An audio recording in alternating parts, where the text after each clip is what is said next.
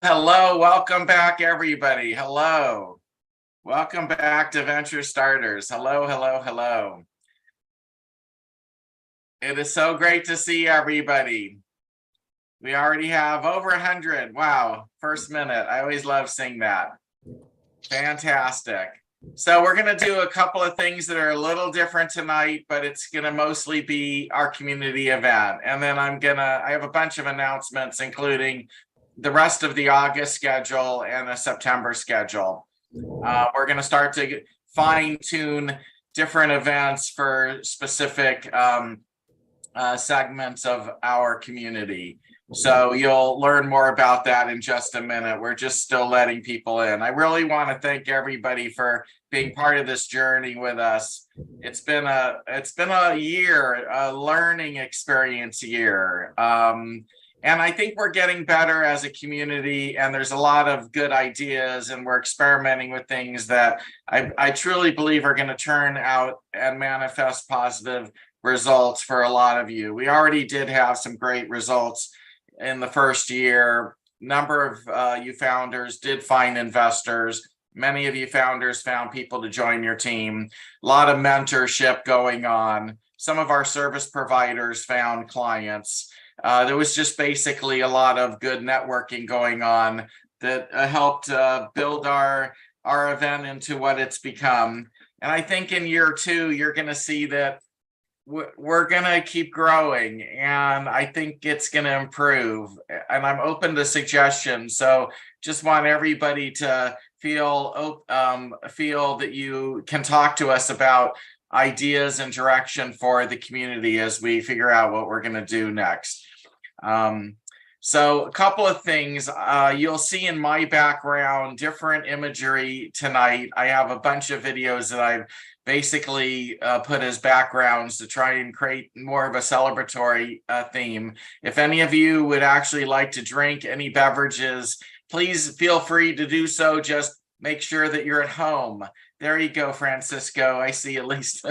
All right. I see a few of you. Alexi, all right. Well, in any event, feel free to have a good time tonight. Just be safe and not while you're driving, especially if you're going to drive anywhere at all. I really feel like the congratulations is for all of us. You know, even though we host this event every week, it only works because you all attend and keep coming back. Otherwise, there really isn't anything here. It's really, truly because of all of you. I've been inspired by so many of my conversations, getting to know many of you that I never knew before. For me, the benefit is I get to know so many. My personal network improves, and I personally believe that for all of us, your network is your net worth in so many ways. Being able to call upon people that you know is so absolutely important. So this is an opportunity, a free event that we host. My family funds it so we can continue to make it free. We might have a sponsor at some point in the future, but we want it to be an open event where everybody can come. We're really excited by, what has transpired so far. And I also find companies that I occasionally invest in that come to this event. I'm also hunting for companies where I can help build their team. Personally believe that the team building is the most important part of the startup ingredients, that is the special ingredients that spell success. If you have the right team, you raise the money. If you have the right team, you get the sales. If you have the right team, you build the right products. If you have the right team, you pivot when necessary because you have the skills and the wisdom on that team. And so the startups that I've seen that have succeeded and the ones I've invested in where I've actually seen return on investment, it was really team. So, use Venture Starters as an opportunity to find other people who can join your team. Some of you just come and pitch for money, but I really recommend that for many of you, if you don't have the right team yet, pitch for team as well. Open up those conversations. See if there's anybody in the room that would like to join the team, your team, and maybe fill a hole. And don't think about it from the standpoint of we can't afford salaries. Think about it in terms of you have equity as currency, you have the opportunity to bring people on in a bootstrap manner. And our community is more open to having those type of conversations than if you're pitching people outside of the community where, if they're looking for a job, they may be looking for a salary. Finding the right people to sit and be part of startup teams. These are unique people that have that skill. Not sure what we're doing here with sharing screen, but I actually don't want any share screen tonight. So I'm not sure how to turn this off. Maybe somebody on my team will know. I forgot to, don't know why we have this. Click the center green button, Mark. Yeah, thank you. Okay, there we go. All right, please. We're not really set up for share screen tonight, so I would appreciate it if nobody will do that. So, okay. All right. So a couple of things now that our audience is starting to arrive. For those of you who don't know, my name is Mark November. There's a few people here tonight that are new. If you'd like to learn more about me, you can look me up on LinkedIn. And if you do, please follow me. I have almost 32,000 followers, and it'd be nice to get to the 32,000. I'm just 100 or 2 short, so that'll take another week or two. Also, subscribe to my newsletter if you haven't already, or subscribe to the Venture Starters community newsletter, which is also on LinkedIn. We have a Venture Starters page. And either one of them will help you receive more information about what we do. Primarily, we're a pitch event, but we're also a networking event. We're now only doing 90-second pitches. But for tonight, for any of you who may have had a positive experience working or here in the Venture Starters community, before you pitch, please share with us your positive experience. And we won't start the clock until you're ready to pitch. If you haven't had a positive experience because you're brand new here, or you just haven't had any of those experiences yet, just let us know and we'll start the clock and you can start your pitch right away. But I think for tonight, really what I'd personally like to hear is how did our community, positively impact your journey, your startup journey, or whatever it is that you're working on. And for those of you also who are new, please open up the chat. You will only be able to really integrate with the community through chat. And please don't spam the chat. We've had that happen before. And I'm expecting really the community to police that. So if you see anybody who's doing an abundance of posting, please reach out to them directly and let them know.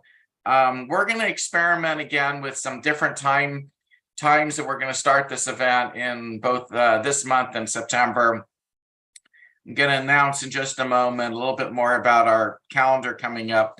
Also, I just want to say, I always say this every week, because we have so many people attending. I mean, we're already at over 150, which blows my mind that this keeps happening every week. But there's a very high likelihood that there's some bad apples, or at least one bad apple in our crowd. It's just a numbers game that, 1 out of 150 is likely.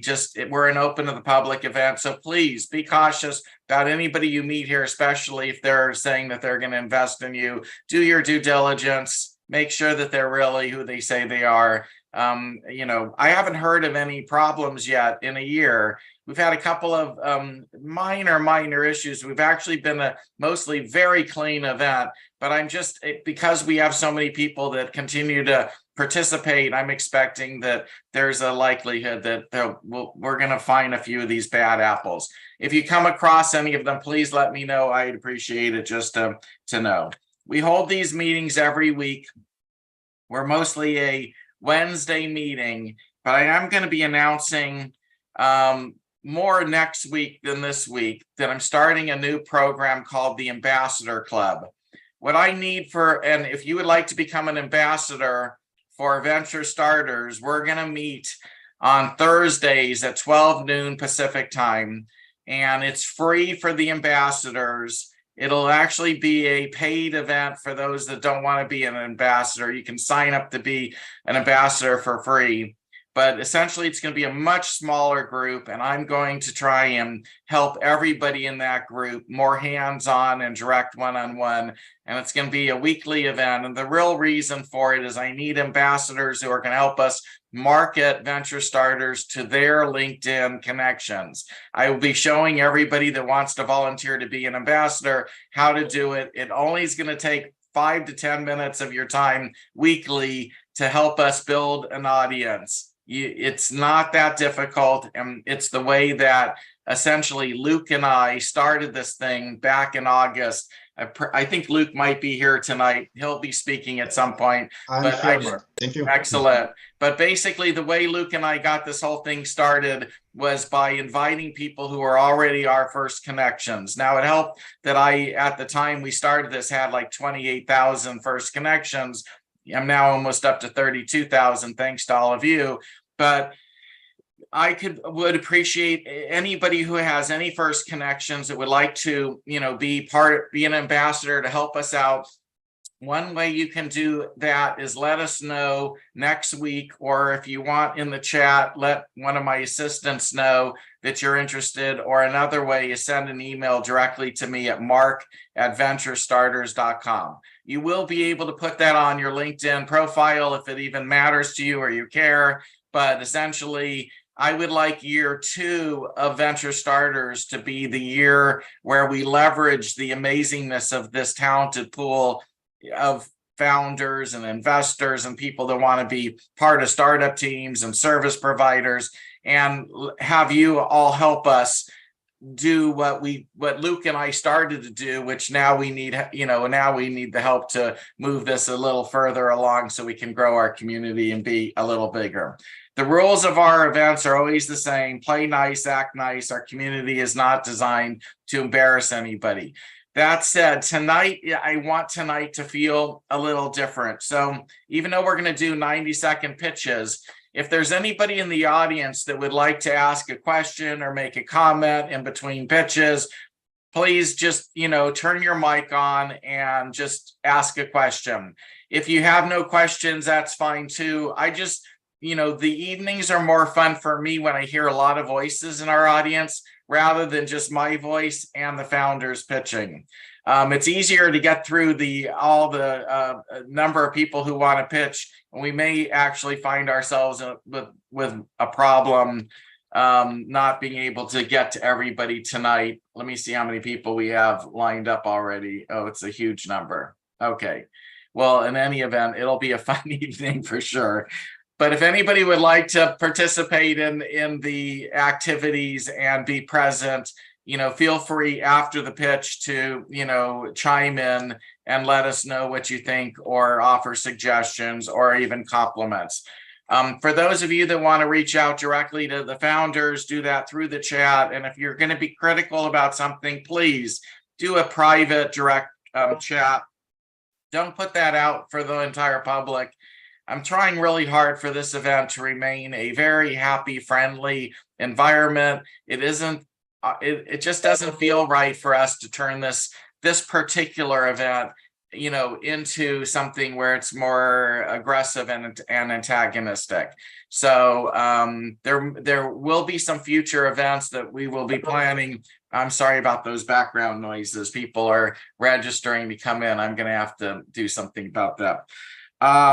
Okay, and then let's see, what else do I have here? Let me just quickly just talk about, before we start off with everybody, let me just talk about some of our upcoming events. One of my assistants will try and put this into the chat, so you'll have it. It'll go live tomorrow on the venturestarters.com website, and you'll be able to start to sign up. Next week, we are going to do we're going back to women's founders. I would love to see if we can have an entire event with just women founders. I'm going to try to get at least one time a month where we focus on women founders. That's on August 9th. On August 16th, I'm going to experiment with what I'm calling a double header. So at 10 a.m. in the morning, I want to focus on B2C companies, those that are selling to consumers. If you're selling to consumers, this is your opportunity to do a pitch. It's still going to be a 90-second pitch event. And I think it'll be interesting to do. We've tried the 10 a.m. in the morning, even a 9 a.m. time slot, and it helps a lot of companies outside of the U.S. participate in our event. At 4 p.m. that day, I'm going to hold an investor roundtable. So for all of you who are investors, if you'd like to actually be engaged in the conversation, great. I have some ideas. We tried to do one. We did one a couple months ago. Turned out to be a really good event, but I never was even able to get through all the content that I had prepared. So this will be sort of like part 2 of that. Those of you who want to know how to raise money and would like some tips, this will be the event to go to. So those 2 events, one at 10 a.m., the other at 4 p.m., that's on August 16th. On the 23rd, everything software, AI, gaming. If your business has software as a very important core of your business, if it's a piece of the business in a significant way, if you need it to run your business, but not like, it's just business software programs. But if it's an important part of what you're pitching, please come. That's a 4 p.m. event. On August 30th, we're going to do a 10 a.m. event because this is going to be sort of going into the holiday weekend. And 10 a.m. I want to start, and it's going to be for all of our service providers. If you're a service provider and you would like to pitch to the founders so that we reverse the model here, this is your opportunity to talk to the founders and, showcase what you do. What can you bring to them? How can you help them out? So that's going to be on August 30th. It's going to be at 10 in the morning. On September 6th, we're going to do an open pitch. It'll be a traditional 4 p.m. When I say these times, by the way, I'm talking Pacific Daylight Time. I apologize for those of you in other time zones. Obviously, you'll have to account for that. And you'll see them in all of our materials, what time it is when you are looking at our schedule. On the 13th of September, life sciences, healthcare, and medical devices.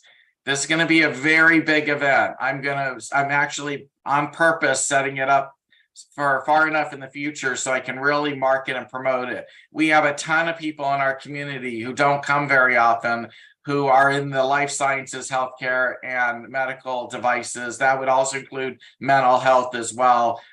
So basically, please make that, a day that you're going to come out for. We're going to do that at 10 in the morning because I have some international companies that I think need to be involved in that, including investors that are in Europe that invest in this space. Then on September 20th, we're going to do another doubleheader event. In the morning, we're going to do another investor roundtable. And then at 4 p.m., we're going to do a B2B. So if you're selling to businesses, if your business model is to, sell to businesses in any way, shape, or form, this is your B2B opportunity to get involved in that pitch. And there was one other one here. And then September 27th at 10 in the morning, we're going to do women founders again. So you'll start to see all this information on the venturestarters.com website starting tomorrow. Again, if you're interested in being an ambassador and joining the Ambassadors Club, I recommend it. It's like literally, it will not take much of your time, and the value you will get is immense. For everybody else that would like to be part of that hour, where I'm going to basically tell you what I think you should do to improve your business, and we can literally follow and track every week. I think it's going to be I'm going to be helping as a coach. If you want me to be a coach, you don't have to have me as a coach. You can volunteer just to help the community. You don't have to show up for these events.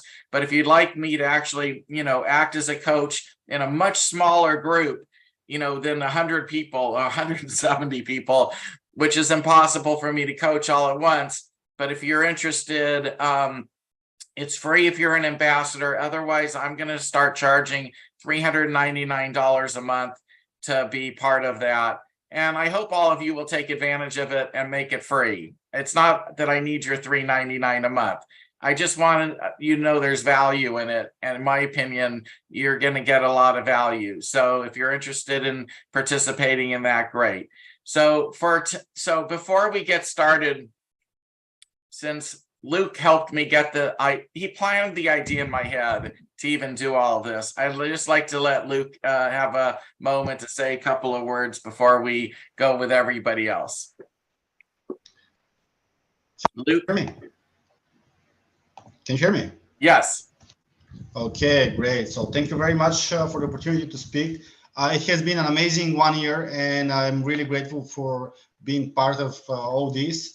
And I think that it's not only about me implanting the idea in your head. It's your susceptibility to that idea, and you seeing that opportunity to network. And as you like to say, your network is your net worth, and it's all about finding the right people. So it's not only that I gave you the idea, it's your digestion of that idea and making it possibility. So I would really like to thank you about that. And I also made tons of really amazing connections through that community. And I really hope this to turn into something amazing. It already is, but I think that it will turn to something life-changing. So thank you very much for that, Mark. And I would suggest everybody to applaud Mark. Thank you. Thank you so much. I will leave my LinkedIn profile in the chat, so everybody that wants to network with me can do so. Thank you, Mark. Excellent. All right, so I appreciate all of you. So let's get started. Up next is Chirag. Hello, everyone. I'm Chirag, founder of Zarya. So a couple of years ago, I was trying to customize a shirt online. The problem with that was I needed to have a design or create a design to customize the product I'm buying. So that gave me the idea of automating pattern print design for the fashion industry. In fact, we found out that 36% of consumers want custom fashion by default without going through a customization process. So how do we do it? We're automating print design with an image generating AI that produces results in 3 seconds and delivers the design based on parameters selected by the customer and data from the fashion industry. So our solution is faster, cheaper, easier to use. Our team consists of 3 people. I'm working on expanding the team. We are also raising around of 1.1 USD, no cap.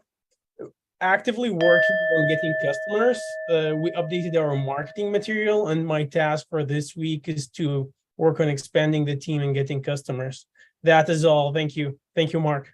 Thank you. I love that the 90-second clock seems to be working really well. In fact, what's surprising is so many of you are even ending early, whereas when we did the 2-minute clock, for some reason, it seemed like people were going past 2 minutes. I'm not sure how to explain that, but it's intriguing to watch. Like, this is kind of like a social science experiment in some ways.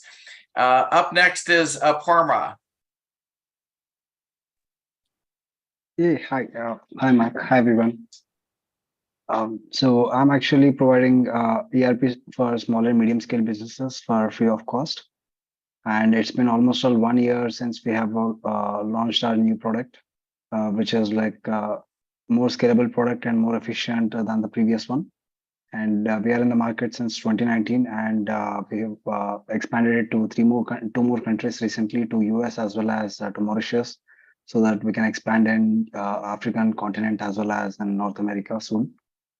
And this software actually comes completely for free of cost for small and medium scale businesses. So it actually helps most of them and using their like accounting process or human resource and many other modules. And main income source for this application is through advertisements, as we have a couple of advertisement slots in our app as well as website, and we generate more on it. And it's a B2B2C model.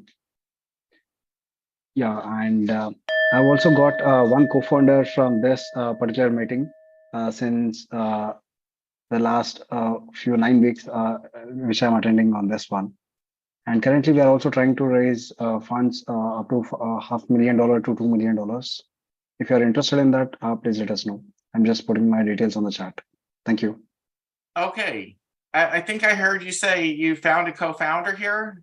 Was that correct? Yes, Mark. Good. All right, good to know. And if anybody has any success stories like that, please let us know, because we're free. We don't always know what happens, behind the scenes. None of you have an obligation to contact us and let us know. And you don't have to. It's just, it would be nice just to hear from you if there's good, positive things that are happening as a result of being part of Venture Starters. So anyways, let's move on. We have so many people here. There will be a few that I'll want to pull out so we can ask questions about, including Hari. Hari, you're up next. Hi, Mark. Hi, everybody. Congratulations on the first year of successfully completing so many meetings and consistency. I'm so happy to be part of this team. Thank you, Mark. You're doing such a great service to everybody, and I'm super excited to be here. Of course, thanks to James Lupino, and we worked with James in the past life for so many projects, and he invited us. And since he invited, I'm hooked. I hope you will make 10 more years, and yeah, here you go. That is great. And this is Hari Athpuri. We have a company that we started 3 years ago, Smart Glass Labs. And our background is all about glass-related products, liquid crystal displays, you name it, related to smart dynamic glass for windows and doors. And we have a product called Kinetic Glass that provides you full blackout, IR tunability, and privacy as well. So this product is actually award-winning and patent pending. Right now, we are looking for team members who are experienced in the business development as well as sales. Please hit me up. My information is there in the chat. And again, this is all about a glass product related to windows and doors. Look at your windows that you have next to you, right? That is the one technology that has not changed in so many years. We are going to change that. It is all about having the right technology with the right people, creating the spaces that everybody enjoys. Thank you. So if I bought the glass and I wanted to turn it from, I can see through it perfectly, to pitch black, what am I going to do as a consumer? So there is no product in the market that provides you the complete blackout that is actually operating from your phone, right? There is no technology as of now, even from a couple of billion-dollar companies. I'm not sure if I answered your question. So basically you turn it on and off from your phone? You can do on Alexa, you can do it on your Siri or Google Home, or on your phone, or you can use it a regular switch on the wall. And you can do it like 50% black, or you want complete 100% blackout or 0% blackout, which means your regular window is back to you, right? So you do not have any curtain there. And what colors can you do other than black? You can do any color you want in principle, but we will release only black color at the initial, so that that is the most demanding in the market. I don't think you have seen that type of an experience. When you have 100% blackout, it is going to be like much better than a theater in your city, because you do not see any photons entering into your room. Does anybody have any questions of Hari? Yeah, I do. Yes. Is this a film or a sheet of glass? It is actually glass to glass product. And it adheres to the existing glass. Right. You can put it attached to your existing glass as well. And how hard is it to trim the glass to the size? It has to be custom ordered? Yeah, you need to custom order because it is glass to glass product. There is a challenge with that, basically. Sorry about that. I spoke with Hari at length about his product, and it's really very sophisticated and impressive. So it's not some kind of gimmick. It's like glass at a molecular level that changes and blacks out. It's very cool stuff. And you need to wire and power this for every piece of glass to an outlet? Yeah, it will have, you need to provide some power, but it consumes power only, for example, you're taking it from 20% to 40% or something. Once it reaches a percentage that you really desire, it stops consuming any more power, no It's more like- power It's consumption. like e-ink principle. Yeah, ink is too hazy. I worked with those folks. I visited them in the past. You name it, I did visit them, or I know them. I know the technology. I know the founders as well. Yeah. Being in the industry for more than 2 decades, I don't think there is some technology we do not know. And in the last 5 years, knowing where the industry is, we are really, really stoked with the product that we are going to bring to the market. Thanks. Thank you. You're welcome. So I'm planning on making a small investment in Hari's company and even a bigger investment of my time to help. If any of you know developers, know the glass industry, the window industry, please let us know. We need to build a sales and networking team. And if you know people, we will find a way to reward you. Thank you, Hari. Up next is Colin. Hey, Mark. Hi, my name's Colin Phillips. I have a mobile app out right now. It's called III. It's a digital name tag that tracks users within 150 feet and shows their social media. So you put your links, you can put your Instagram, LinkedIn, TikTok, and then like if you walked into a nightclub, you could just pull up everyone's social media. Or if you went to like a networking event, you could get everyone's social media. Or if you were like went to like a farmer's market and there's like a bunch of vendors around, you could get their social media. And then to generate revenue, I was going to add a marketplace. I was going to basically import all the products from Etsy and then organize them by location. So you could go on there and then see which sellers are local and then purchase from them. But I was also going to get like all the products from like Walmart, like Amazon, and then just sort them so it's all local sellers only. And so the product's called III, and it's on the App Store right now. And, I'm gonna put my LinkedIn in the chat. Thanks. Does anybody have any questions of Colin? Are there any security concerns, Colin, for where you can scan everybody else around you? Or do they have to allow permission, or how does that work? Oh yeah, you have to allow permission to update, but I mean, like I can put private accounts and ghost accounts on there right now, and I can also put like a ghost zone if you want to like not have people track your address. Yes, I had a similar question, because if people can just pull out my information in a club, how safe is that? Well, you have to put your own social media on there. So if you're like you're putting it on there to get seen. So if you're like an influencer and you want people to follow you, you'd put it on there voluntarily. What's the current adoption for your product? So I don't have that many users right now. I wanted to run some ads for it, but yeah, I'm looking for investors so I could run ads, and I haven't put the marketplace together so I could generate revenue from that. So yeah. So Okay. somebody Yeah. has to be have the app on their phone in order to be seen, right? Right, that's correct. And you can put your Okay. Instagram, LinkedIn, you could put a pitch deck on there, like custom links and stuff. Colin, I think we got it at least a better taste of it. Thank you so much. Mohammed, before I introduce you, I'm gonna bring up Yanni, who unfortunately we technically pulled out of the queue by accident. Yanni, you're up next.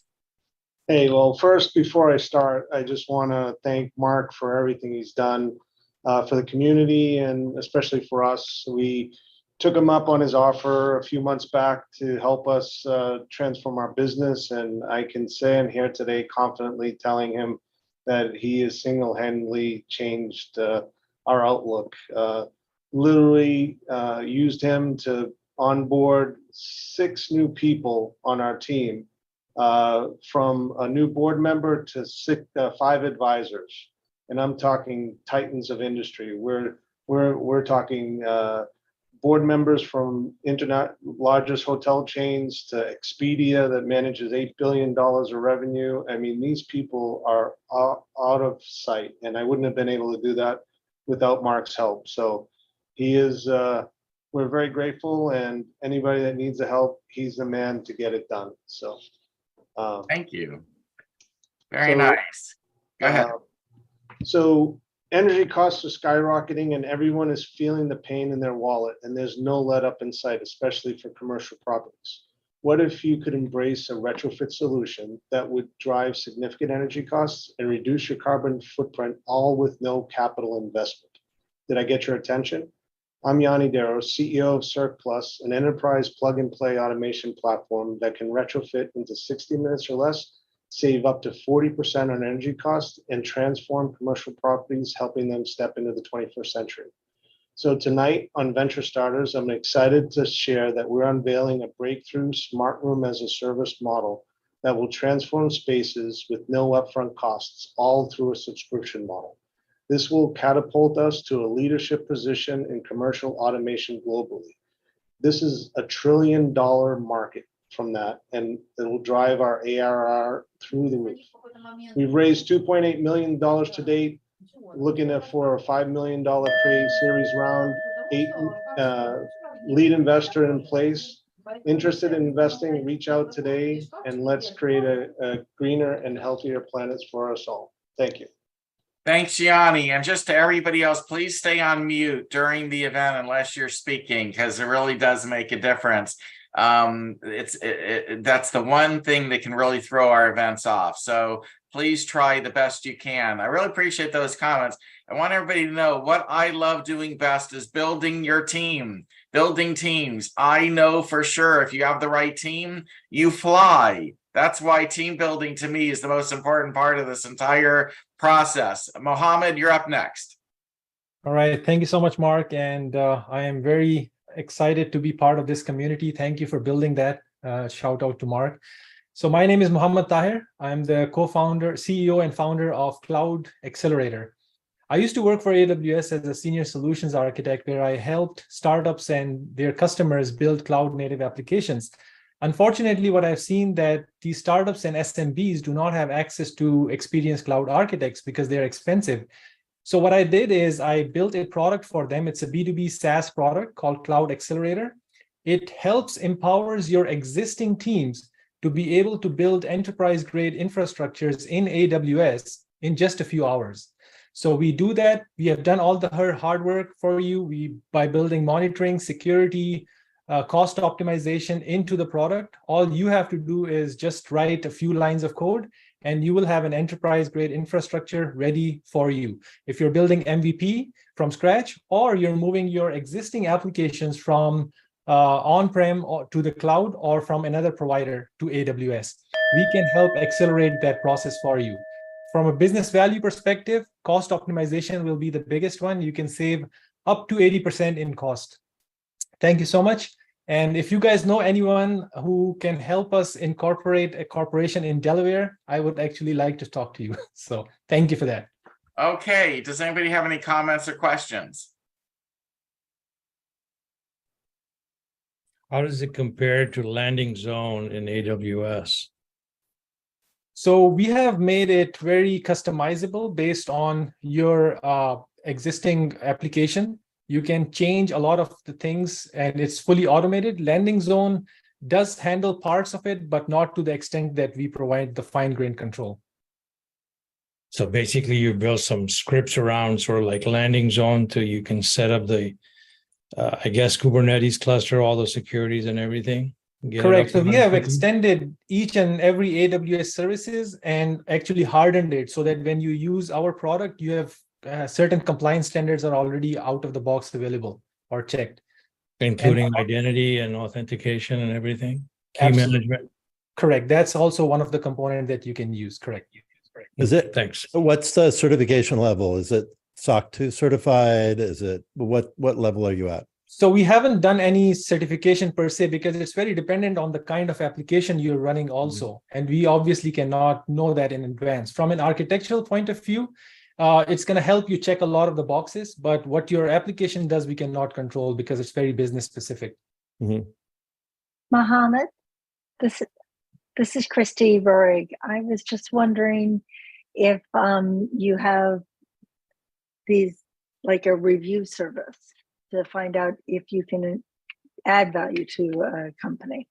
Absolutely. We can actually review your existing platform and tell you whether by adopting our platform, are you going to save and you're going to help improve your architecture from reliability, scalability perspective. Absolutely. I would love to take a look and help. Because we are operating with a lot of Lambdas. But yeah. Well, thanks. Anybody else? Okay, just want to mention the first person who spoke was Abrar Ahmed, who I know personally, who would be a rock star mentor in one of your software companies. If you need somebody, especially who understands software and security, he's a whiz. Just putting that out there. And the same for you, Mark. We've known each other for many years, and he is definitely a rock star. Thanks, Mark. I didn't want to show my I knew picture. you weren't expecting that, but I didn't know you were going to be here tonight. Anyway, it's always good to have you. Okay, up next is Stephen. You got to come off mute, Stephen. Thanks, Mark, and thanks for being here. We have the name of our company is G6G Tech. We're based in Santa Monica, California, and the product is called G6G Finder, FINDR, which really stands for Find and Recommend.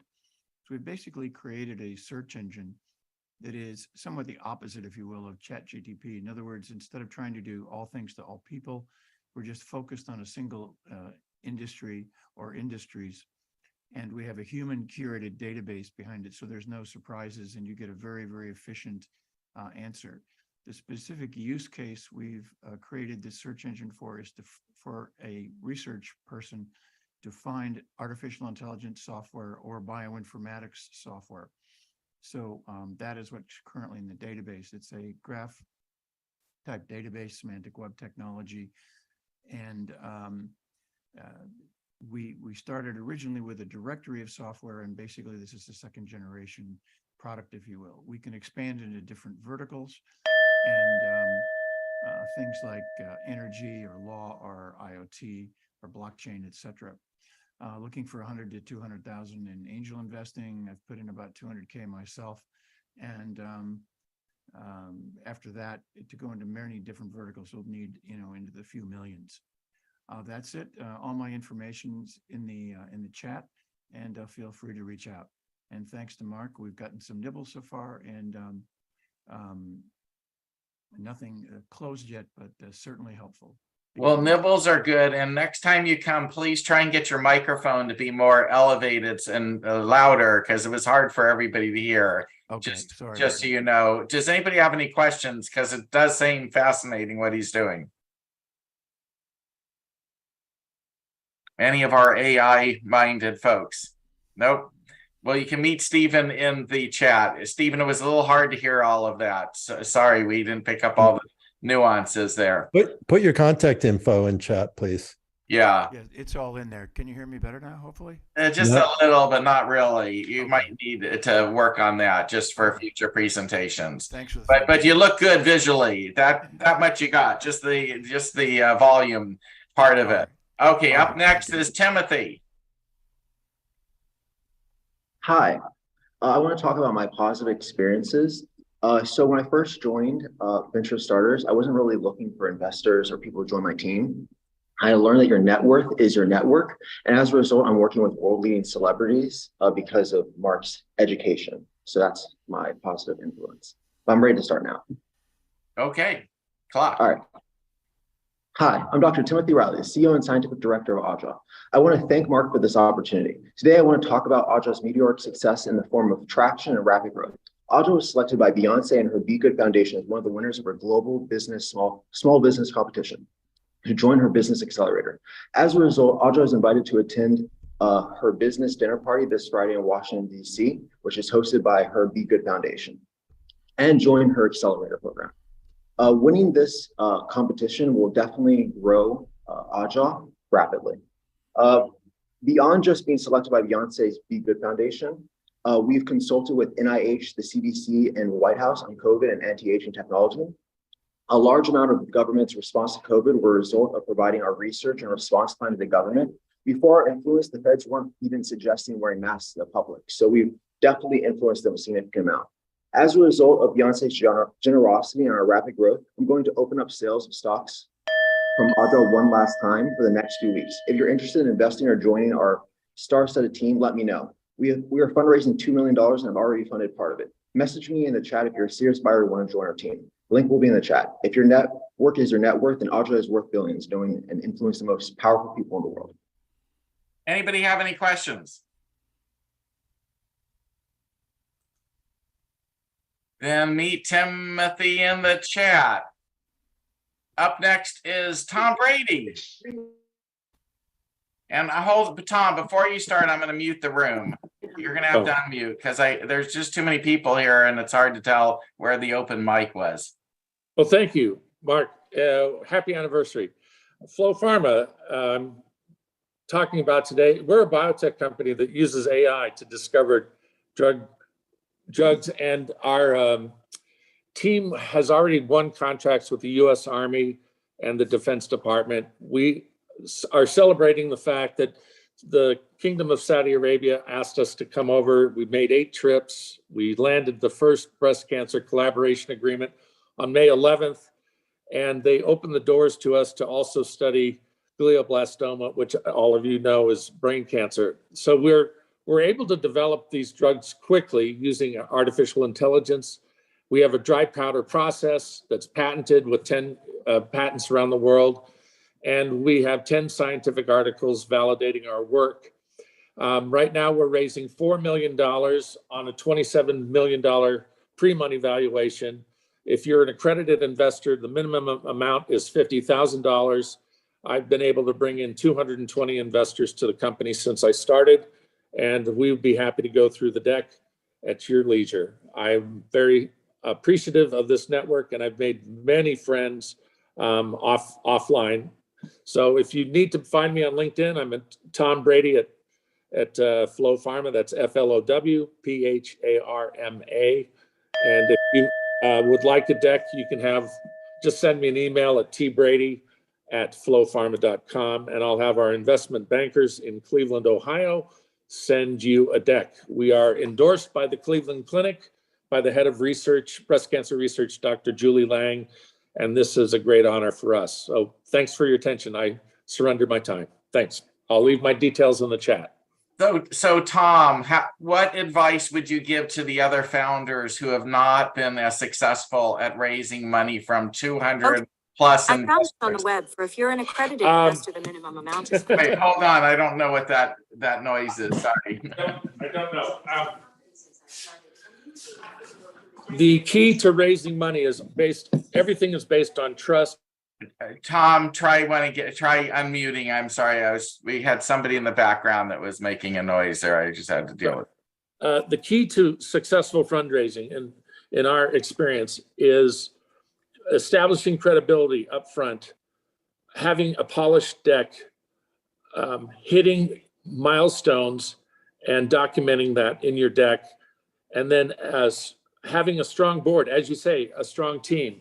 So when you put the magic team together, you can go far. I think it was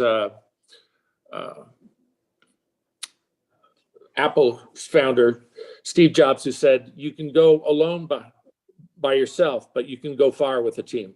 So that's critical. Just establishing credibility is really important for early stage founders. So I'm happy to answer any questions. I've been in the business world now for about 38 years, so I have a lot of experience and happy to share my wisdom and experience and struggles as well. Thank you. Anybody have any questions of Tom? Is there anything more you can comment on your deals with the government? I can share with you that the government has asked us to develop a drug for cancer therapeutics of our choosing and one for infectious disease, to budget through phase 2 testing. would be in the order of a $50 million minimum. So the contracts that we're preparing with timelines and deliverables right now are in excess of $100 million. And the US government has been reluctant to give us those types of opportunities. But in Saudi Arabia, we have an enormous opportunity, and we've taken many steps to establish ourselves at the highest level in the medical ecosystem there. Great question, thanks. Anybody else, real quick? Tom, I would love it if you'll come back on one of the events where we're going to talk about investment roundtable topics. I would love to have you share some of your stories about how you were able to close on investment. You're actually a role model in many ways. Thank you very much. I appreciate the kind words, Mark, and you've attracted very high quality and the kindness goes a long way. It's very visible. We have one more question I hear. Who? Please go. Hello, this is Maitra. Can you all see me and hear me? Yes. Oh, hello, Tom. Congratulations. I'm myself a research scientist working on developing medical imaging systems. So my major question is how do you handle with regulatory issues? You're dealing with a pharmacy product. Maybe you could throw we have some light on that. FDA regulators on our board. So you bring that experience to the core team, 25 years of experience. That's how you prepare yourself for those conversations with the FDA. Great question. Come prepared. Fantastic. Thank you. I'd love to get in touch with you later. Thanks. All right. Thanks. Look for each other in the chat. Up next is Alexander. Hey. First of all, I have to give credit to my great friend, James Hans, who I provide the marketing and IT support for telehealth today. So I appreciate the opportunity to be here. First time. All right. So let's begin. Do you see this? The NASDAQ Jumbotron. Do you see what it says? Can you be this big online? Flashback to 2019, before all of this insanity. I actually did the PR campaign, the online PR campaign for the Living Legends of Entrepreneurial Marketing at Carnegie Hall, the only event of its kind in the venue's history. It featured Martha Stewart, Ice-T and Coco, and a whole cast of other super cool characters. I did all 11 press releases for that event, and me, being a whiz kid, computer user since the age of 2, who would have known that I would have been involved in such stuff? It worked. It got the attention of Carnegie Hall. Now, what I do is I leverage a proprietary PR technology that's had over $1 million invested into it to be effective for the small and medium businesses. So if you want to get your message out there, we don't just do ordinary press releases that go on 1,000 news wires and don't stick around. What we do is we go with the full 360 degrees, prepare your website, distribute it on all sorts of media, and host the press room for you using proprietary technology, and make sure your news gets all the way out there. We're like a pre-PR news wire for the little guy. If you want to get your news out there, think about this. The paper remembers what the mouth forgets. Copy my contact information and let's get in touch. Okay, that was a great example of a high energy, really engaging pitch. So I think you did a great job. I'm just curious, how do you charge for your services? Very good question. So their current PR campaign special that we're running is $1,597 for a single PR campaign. Those who order 6 months worth of them obviously get discounts. For example, if you order like 5 of them, there will be one additional on us, and we're going to bill for like $13.97 each. And we're also going to waive the cost of us hosting and managing and building the press room for you. Great. And please come back on August 30th when we have the service provider event. Anybody else have any questions? Up next is Francisco. Hey, Mark. Hey, everyone. It's been a really good year, and I'm very grateful for this opportunity. So let's start. I'm Francisco Alvarez, and I began hacking in university. I actually hacked my university twice, but don't worry, it was all legal. I had their permission, and they fixed the things I found. And then I worked in startups, and I saw how they all leave cybersecurity to their last priority. Here, you're probably all startups, and you've left cybersecurity as one of your last priorities. Well, guys, 60% of startups that receive an attack end up closing their doors. I've seen it happen, and it really breaks my heart. Don't lose your companies due to not being prepared.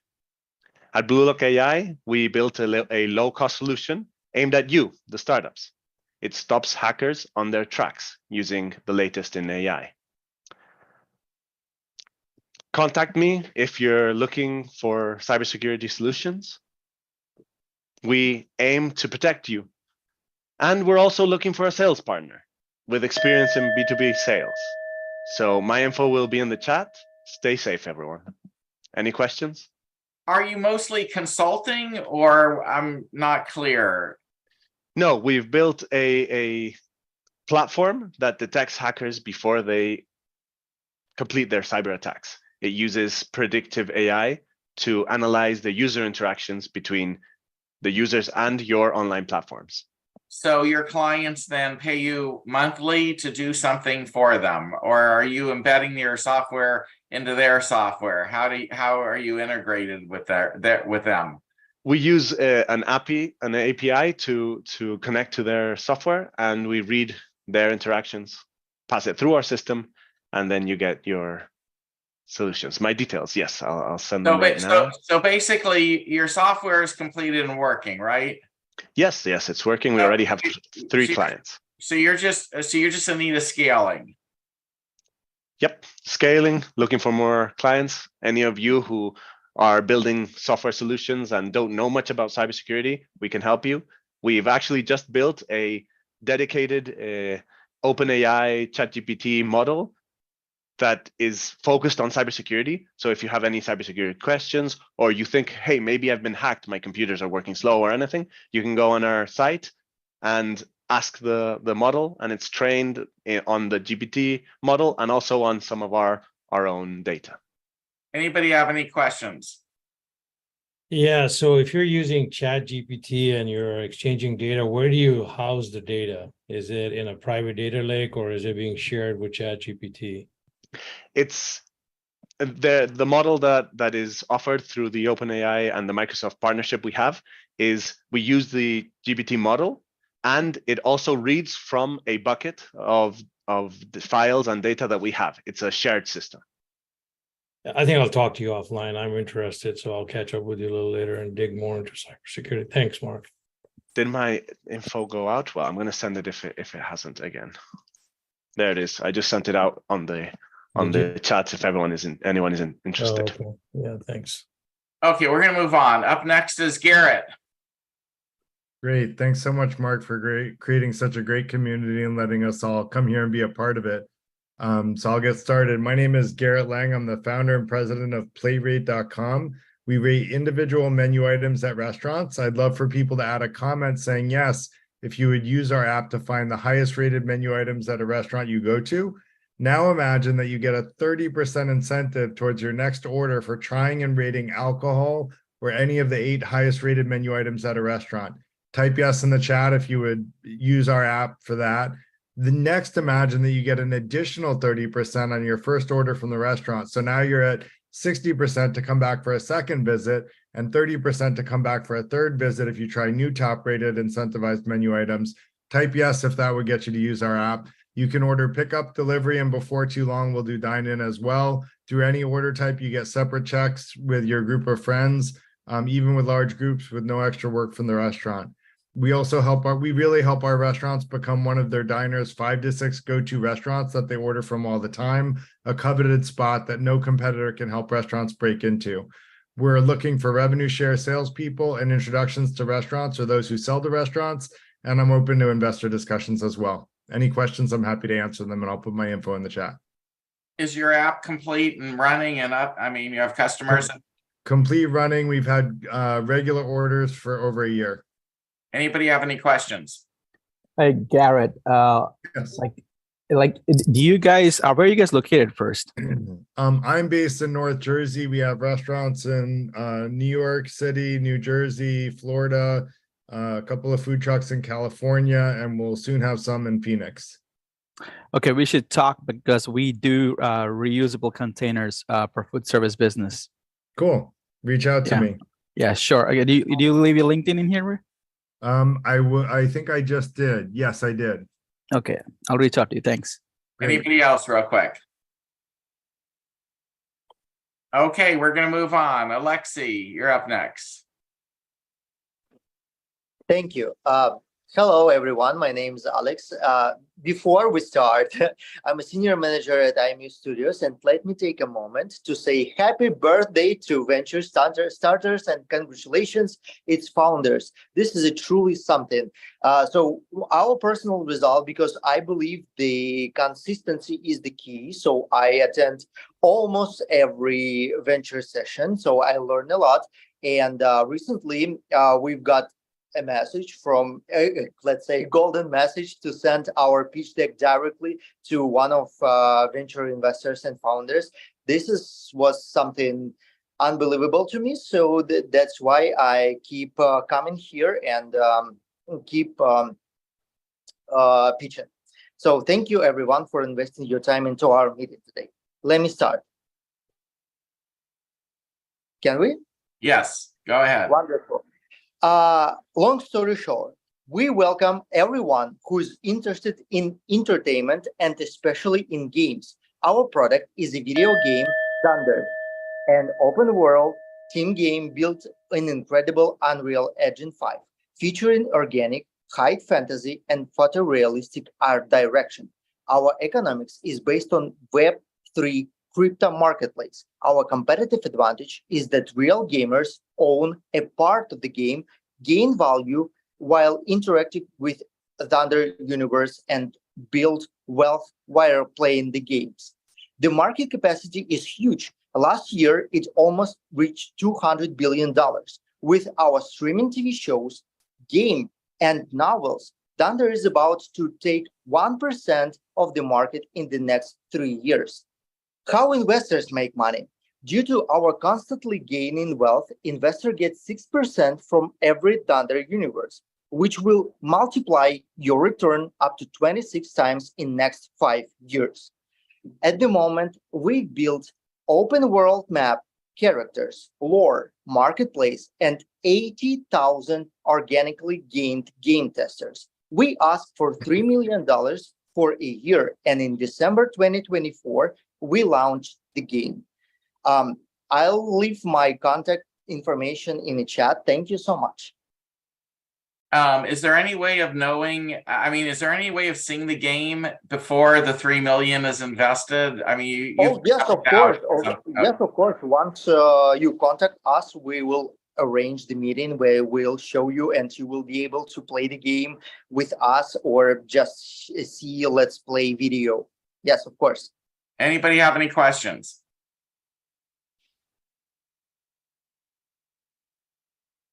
Okay, well, we'll move on. Meet out in the chat. Before Brack, you are going to be up in a moment, but David Hirschfeld, he got moved out of the queue, and I need to move up David. So David, if you're still in the room, you're up next. I'm still here. Thanks, Mark. I really appreciate it. Yeah, I was like fifth, and then my hand dropped off. I'm not sure what that was all about. Anyway, first of all, let me say that I've been with Venture Starters pretty close to the beginning, and I try to go to every meeting I can. I have, thank you, Mark. I have contracted with 3 clients, 1 for Launch First and 2 for software development as a result of Venture Starters. So that's huge for me. Okay, so So what is it I want to talk about today? I work with a lot of startups. I'm a software development firm. My company's Techies. We've been doing software development for 17 years. We're a really, really competent team of software developers. And there's a difference between that and just teams that have a lot of skills, but are not necessarily competent from a team perspective. But what I find is that I work with startups that don't really understand what it takes to start a software company. Actually, most of my customers are like that. Some I can help, but a lot of them go forward with their product without having done the proper market research, without understanding how to establish product market fit. And then they pivot and they pivot and they pivot and they just don't have enough money to get to a point of pivot where they can be successful. So I created a methodology called Launch First. Launch First creates revenue from pre-launch sales from prototypes before we start building the software. So before the big investment in the software, we create a prototype, we go out to the market, and we do pre-launch sales. And if you can't sell at that point, you've got a problem with the business model. You're not going to be sell after you make that huge investment in the development. But pivoting is quick, cheap, and easy if you're talking about a prototype. So I'll put my information in the chat for anybody that's thinking about starting a software company. I'd love to talk to you. Talk to me before you start development. Any questions of David?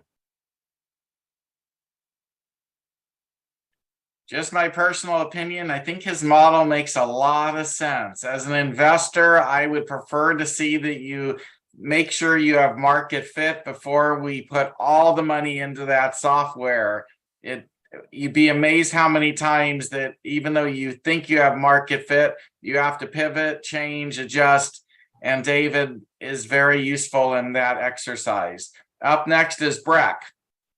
Thanks, Mark. Before I get started, I want to give a couple of shout outs, and I'm happy to forego my presentation for David to hop in there because he's amazing. He's a great guy. So if you haven't connected with him, please do a one-on-one. He's got a great technology there. So I second that. But I wanted to thank Mark, you first for this event. I'm already an ambassador without the official title. I tell everyone about this and invited many here. I try to make as many as I can. Travel schedule doesn't allow me to make them all, but I learn so much every time I'm here, and I make good connections. A couple of shout outs on connections here and people that we're going to start to work with are First Debs and Dr. Kevin with CMedX. As soon as they get FDA approval, those are definitely, their product is going into our clinics.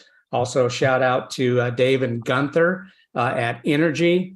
We are already setting up a pilot here in Phoenix with some of my pharmacies to pilot their technology. So very excited. I'm sure I'm missing 2 or 3 others that I've connected here, but those are the last 2 that we're already engaged with and doing something with. So my name's Breck Rice. I'm from Phoenix, Arizona. I'm a healthcare disruptor and a patient advocate. I've been in healthcare for about 20 years now, and I get to work with healthcare providers, doctors, pharmacists, PharmDs on a daily basis that are saving lives and helping patients live better, feel better, and actually get better. I've got a network of over 20,000 pharmacies that I am a consultant to and have personal relationship with them for many years now. And so what I'm doing is setting up these rural health and wellness centers right inside of a community pharmacy. Now, just because it's in a pharmacy doesn't mean we're dispensing more drugs. That's not at all our program. In fact, we're de-prescribing more often than prescribing. So we identify the medications that are doing more harm than good, and we get those patients off those medications. So we're combining conventional medicine with complementary integrative medicine and technology. We're using AI, and we're helping patients actually live longer. The project is called the Fountain of Youth. You cannot trademark the Fountain of Youth, so we just use the acronym FOI or FOI therapy. So I was doing bootstrapping this on my own. I quickly found out that I need help. So Mark, I need a team.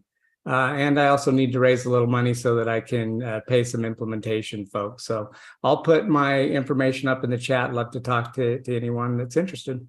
Well, first of all, get on my calendar at marknovember.com. We have a meeting tomorrow. Oh, we do? Beautiful. Yes. I can't wait to talk to you. Does anybody have any questions? Yeah, I have a quick one.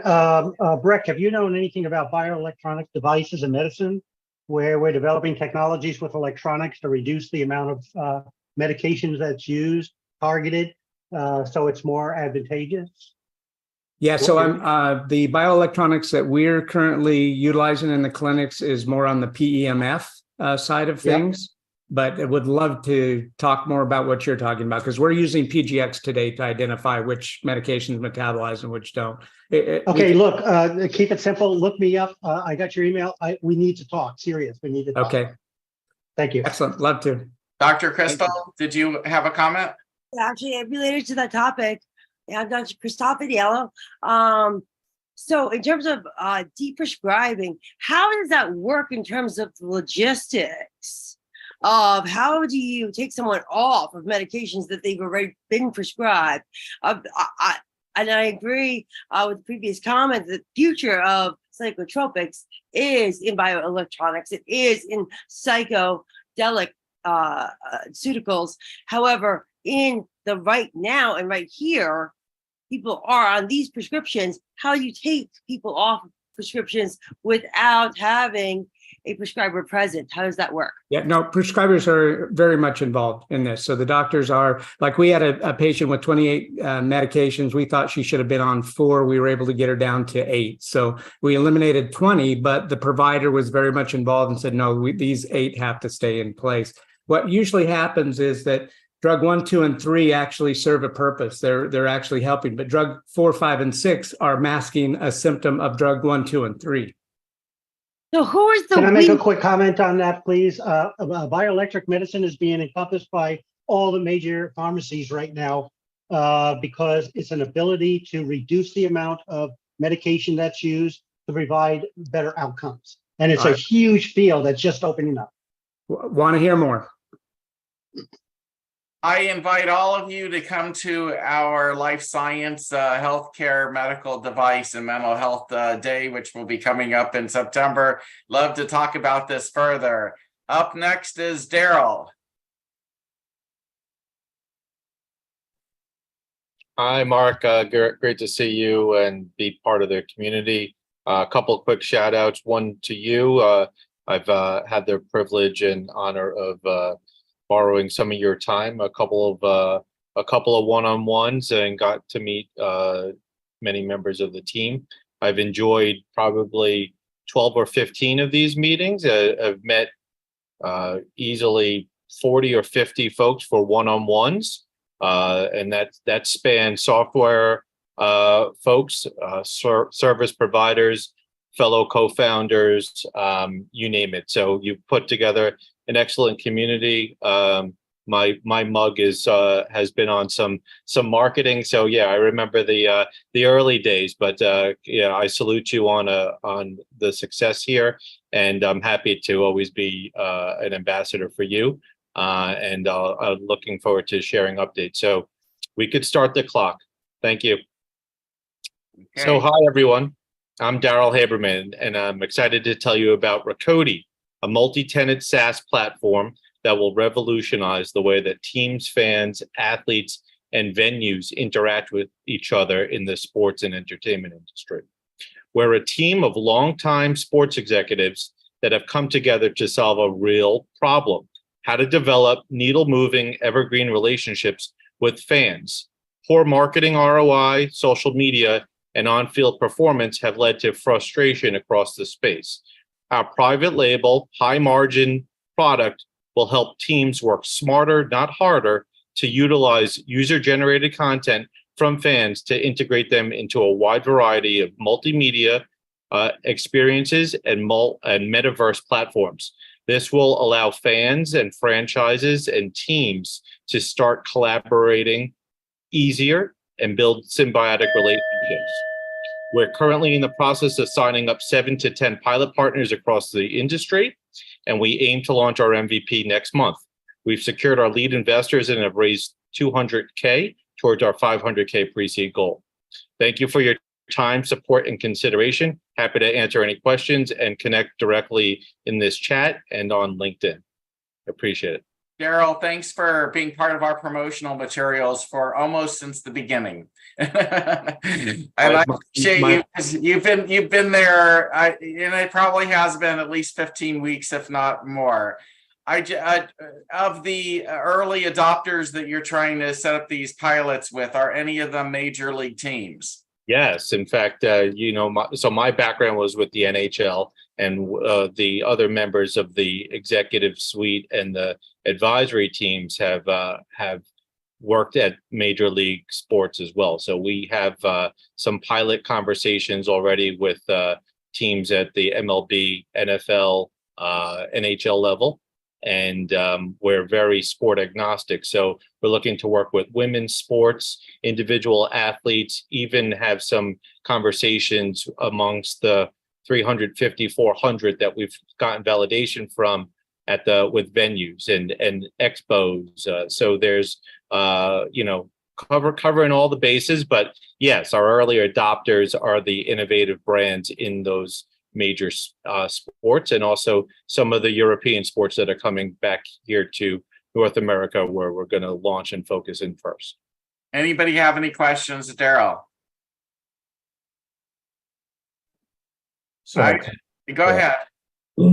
Sorry, a comment. I've got a connection for you.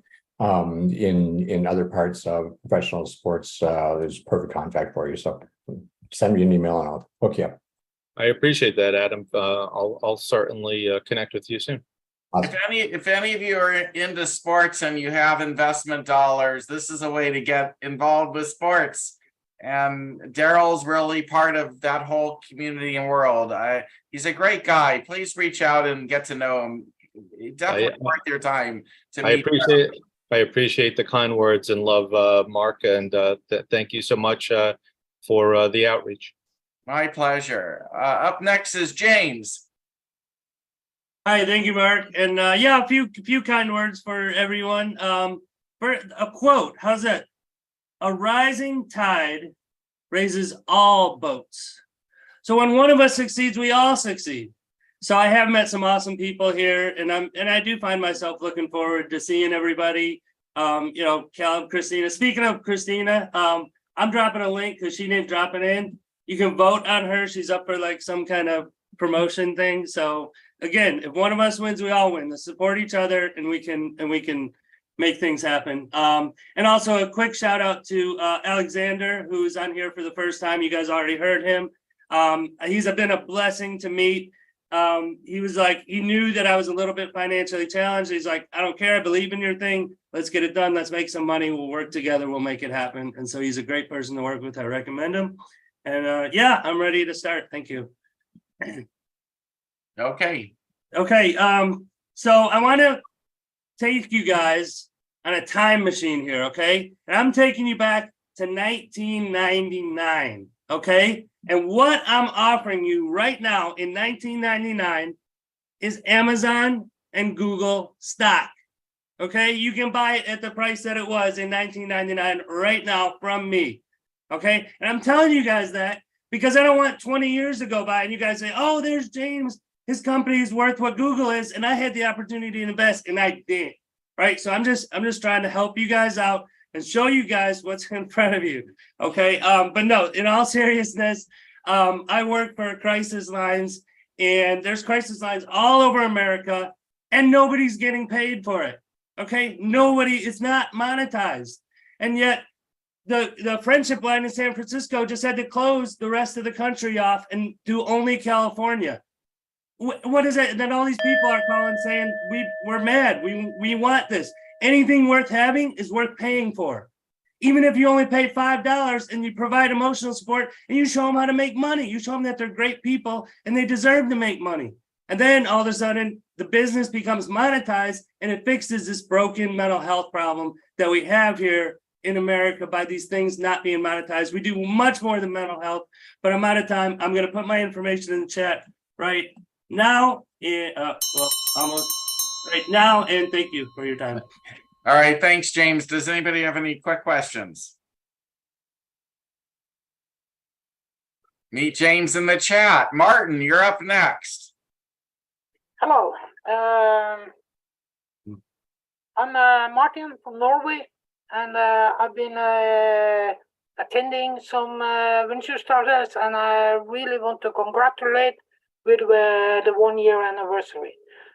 For me, venture startups have meant a lot of new connections, real quality connections, and Mark has come with some amazing advice, which have led to me now being in discussions with a co-founder and investor at the same time.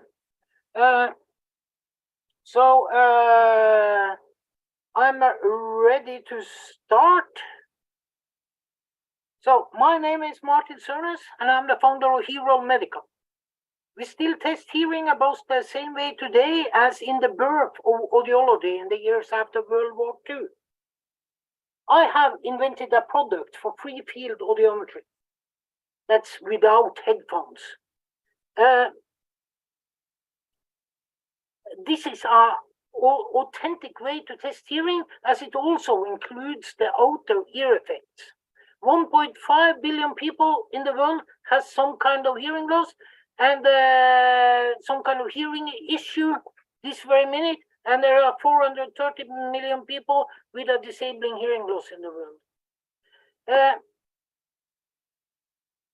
And we will all be a part of that number once we reach a certain age. So better testing can lead to easier detection of rare disease, accurate diagnosis, and ultimately better fitting of hearing aids, which is a 10 billion global market, 4 billion in the US alone. I have been working on this since 2006, and I know firsthand the importance of a diagnosis, as I have yet to be diagnosed with a vascular disease despite considerable heavy efforts to do so. Although there is no cure, diagnosis is important. So, thank you. So I've spent some time with Martin. He reminds me of a super inventor type who's come up with something important the world needs. In this case, it's for the hearing community. He needs help. So, I'm glad that you found a co-founder, or you're at least in conversations with a co-founder. That is absolutely the advice I think I gave you. If there's anybody else that might be interested in being a co-founder or being part of his initial team, please reach out to Martin. He'll then be happy to describe to you the technology and why what he's doing is better than what's out there right now. Martin, I'm going to move on. Put your stuff in the chat. Callie, you're up next.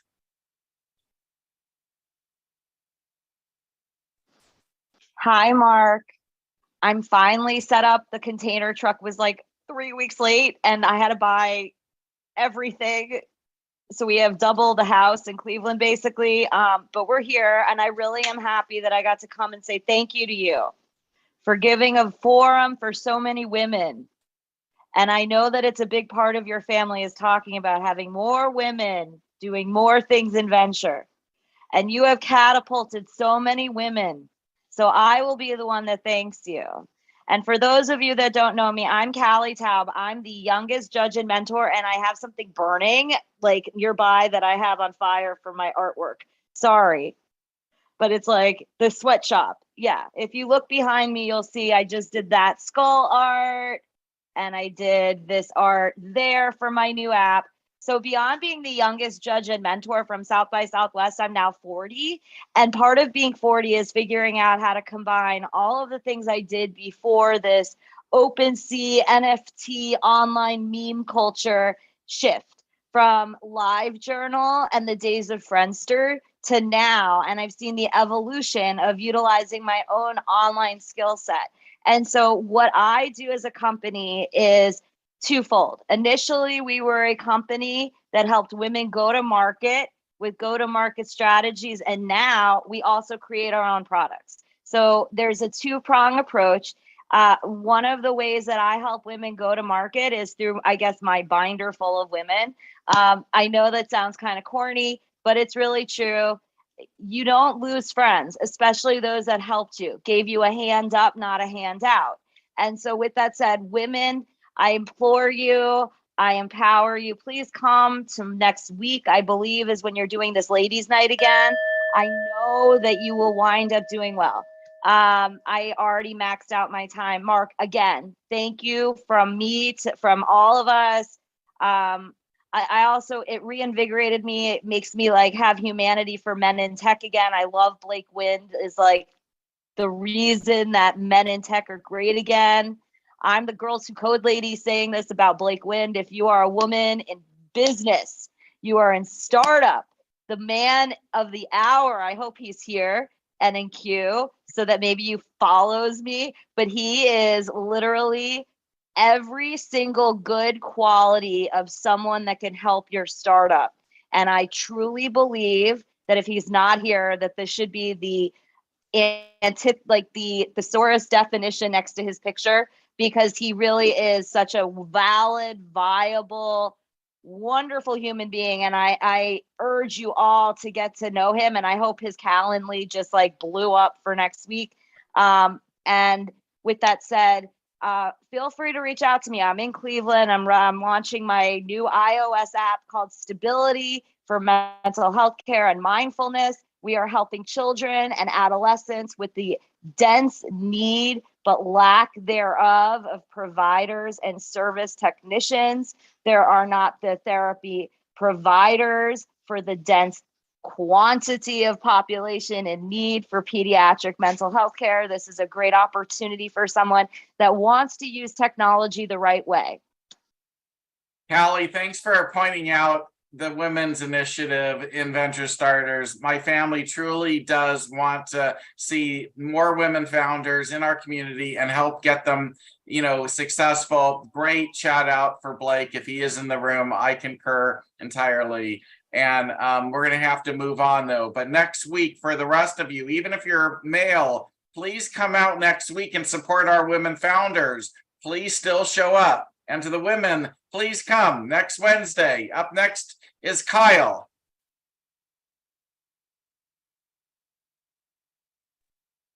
Well, it's good to, 7 months now here and great for networking. Mark is, of course, awesome. I've got an older brother named Mark who's born in November, and I'd rather have Mark as my older brother, this Mark. But anyways, this is a great place to network, and just keep sharing it with all your friends and they'll thank you for it. Anyways, it all started when I started the pandemic with a month in the hospital before rolling out in this wheelchair. And it's really hard to try and plug an Xbox into a wall-mounted TV to watch your streaming services. So I invented the K Smart Hub to make things easier. It takes your fiber optic, Ethernet, or cellular internet connection, your coax, cable satellite broadcast TV connection, and HDMI, USB, Ethernet, or Wi-Fi, Bluetooth connections from other devices to wirelessly stream all content to all of your TVs and devices and let you record all content.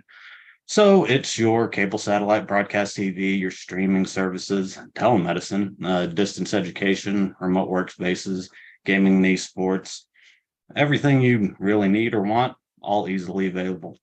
And of course, always looking for investors and affiliate partners just to make things easier. And you never know if an investment is going to work. And the doctors told me I might never walk again. But I knew I would, and just like I know the K Smart Hub will be the best investment you ever come across. There you go. Yay. But yeah, I'll have a good night, everybody, and I'll post my info in chat and all that. All right, Kyle, we're rooting for you. Does anybody have any quick questions? Kyle, have you looked into government grants at all for this kind of application or for this kind of product? Oh, yeah. I'm actually just starting to redo that. I just switched to incorporated from LLC, so I'm re-registering for SAM and have to restart that process. Good. Anybody else real quick? Then meet Kyle in the chat, and we wish you the best. Up next is Dan. Hey, everybody, and hi, Mark. I've been with this forum, I guess, at least 8 months. I know I wasn't there at the beginning, but I know I've been here 8 months at least. And I make it to everyone I can. I do a lot of traveling. I do a lot of testing. I am the president and CEO and head thinker of Pirate Wind Turbines. We have developed some new technology in small wind turbines up to 10,000 watts that is going to revolutionize the industry. And think in my head, we already have revolutionized the industry because there hadn't been any major developments in generator technology in 100 years, maybe even 135 years. So what I've done is crazy sounding to a lot of people. It's hard to raise money. I've had a lot of really good experiences here. I think tonight's going to be the night for me. I am announcing that I'm looking for an angel investor, and I need to raise $100,000. This is going to go towards 10 prototypes and a lot of wind tunnel testing. Yesterday was my 4th Zoom meeting with one of the branches of the military. And I got verbal approval to put my turbines on a roof of a major university here in Texas to test them against the competitors. And it will give the industrial engineering students a really good live thing to work on regarding pulling in the data from competitors and mine. And I'm confident that my small wind turbine is going to kick everybody's butts.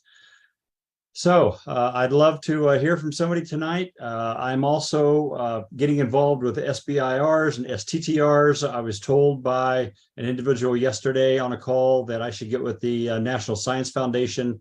So whoever the lucky angel investor is, I believe it's going to be very awesome for the rest of this company.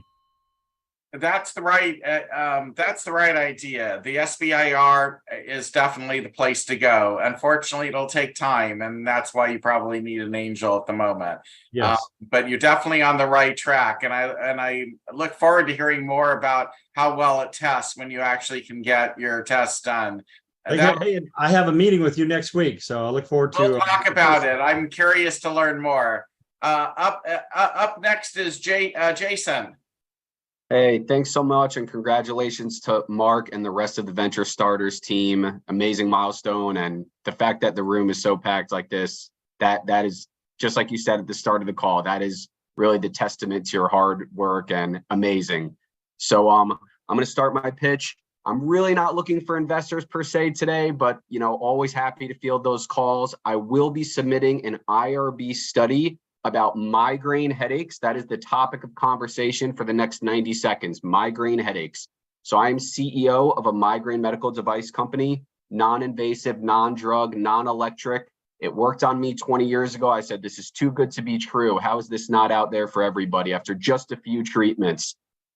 I ended up contacting the doctor's son who treated me. He had passed away, and now I'm here. I have an improved version of the device that I'm bringing to market. And in order to have the scientific community appreciate the device that we are bringing to patients, I'm going to show that there's a very specific part of your body that all migraine people have. Sorry, a weird notification came up, but there's a very specific part of your body that's present on all migraine patients. I can't say exactly where it is without an NDA, but it's basically a pressure point, and it's sensitive whether you're having a migraine or not. And if you are having a migraine, it's even more sensitive. So it's a 2 to 3 week IRB study. We have 5 doctors nationwide signed on to help participate. And if there's any patient-facing MDs in the room, feel free to reach out. We love it. You don't have to be a neurologist. We have a control group as well. And happy to answer any questions. Awesome. Thanks so much, guys.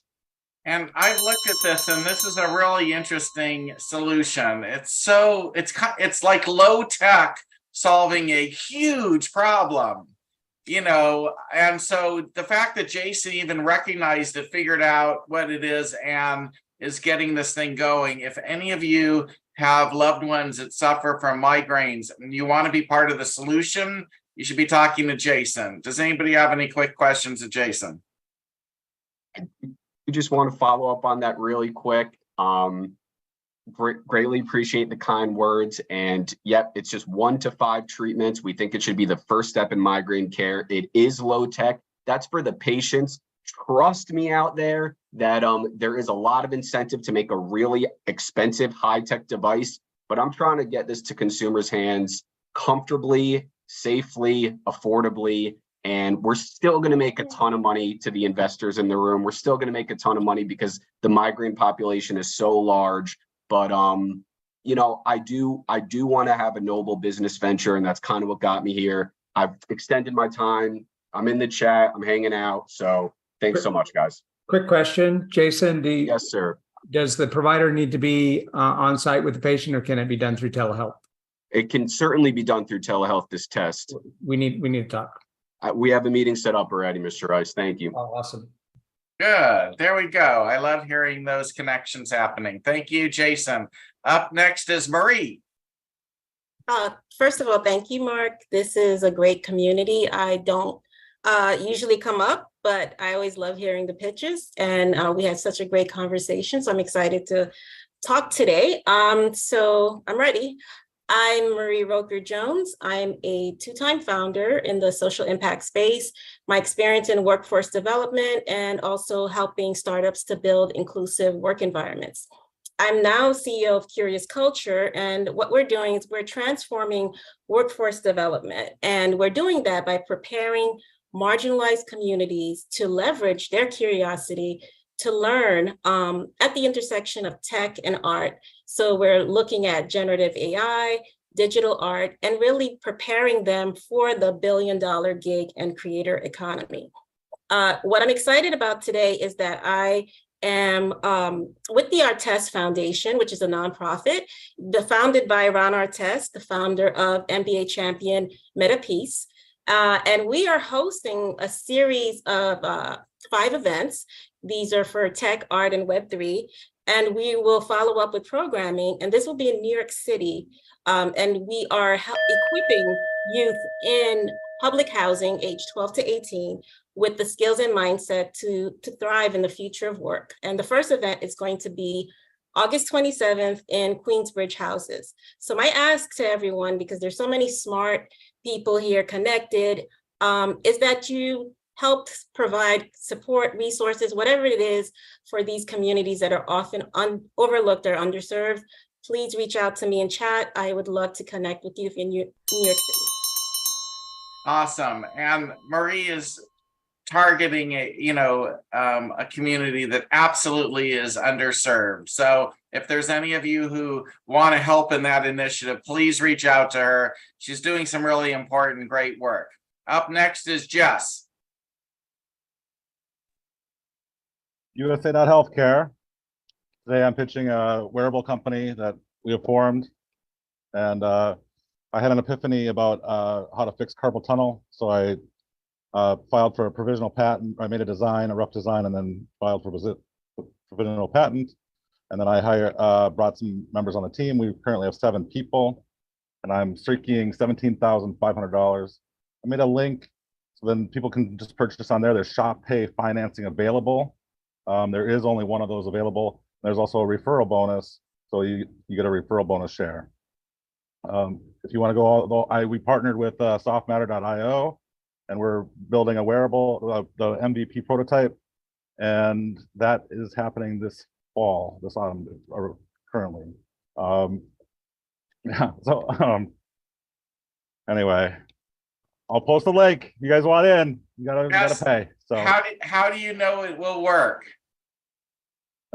we had a very talented. We have a very talented engineer on the team. And I also have my cousin is an expert in this industry, and he overlooked the design. We have a design. It's just ready for manufacturing now, and we're getting it waterproof.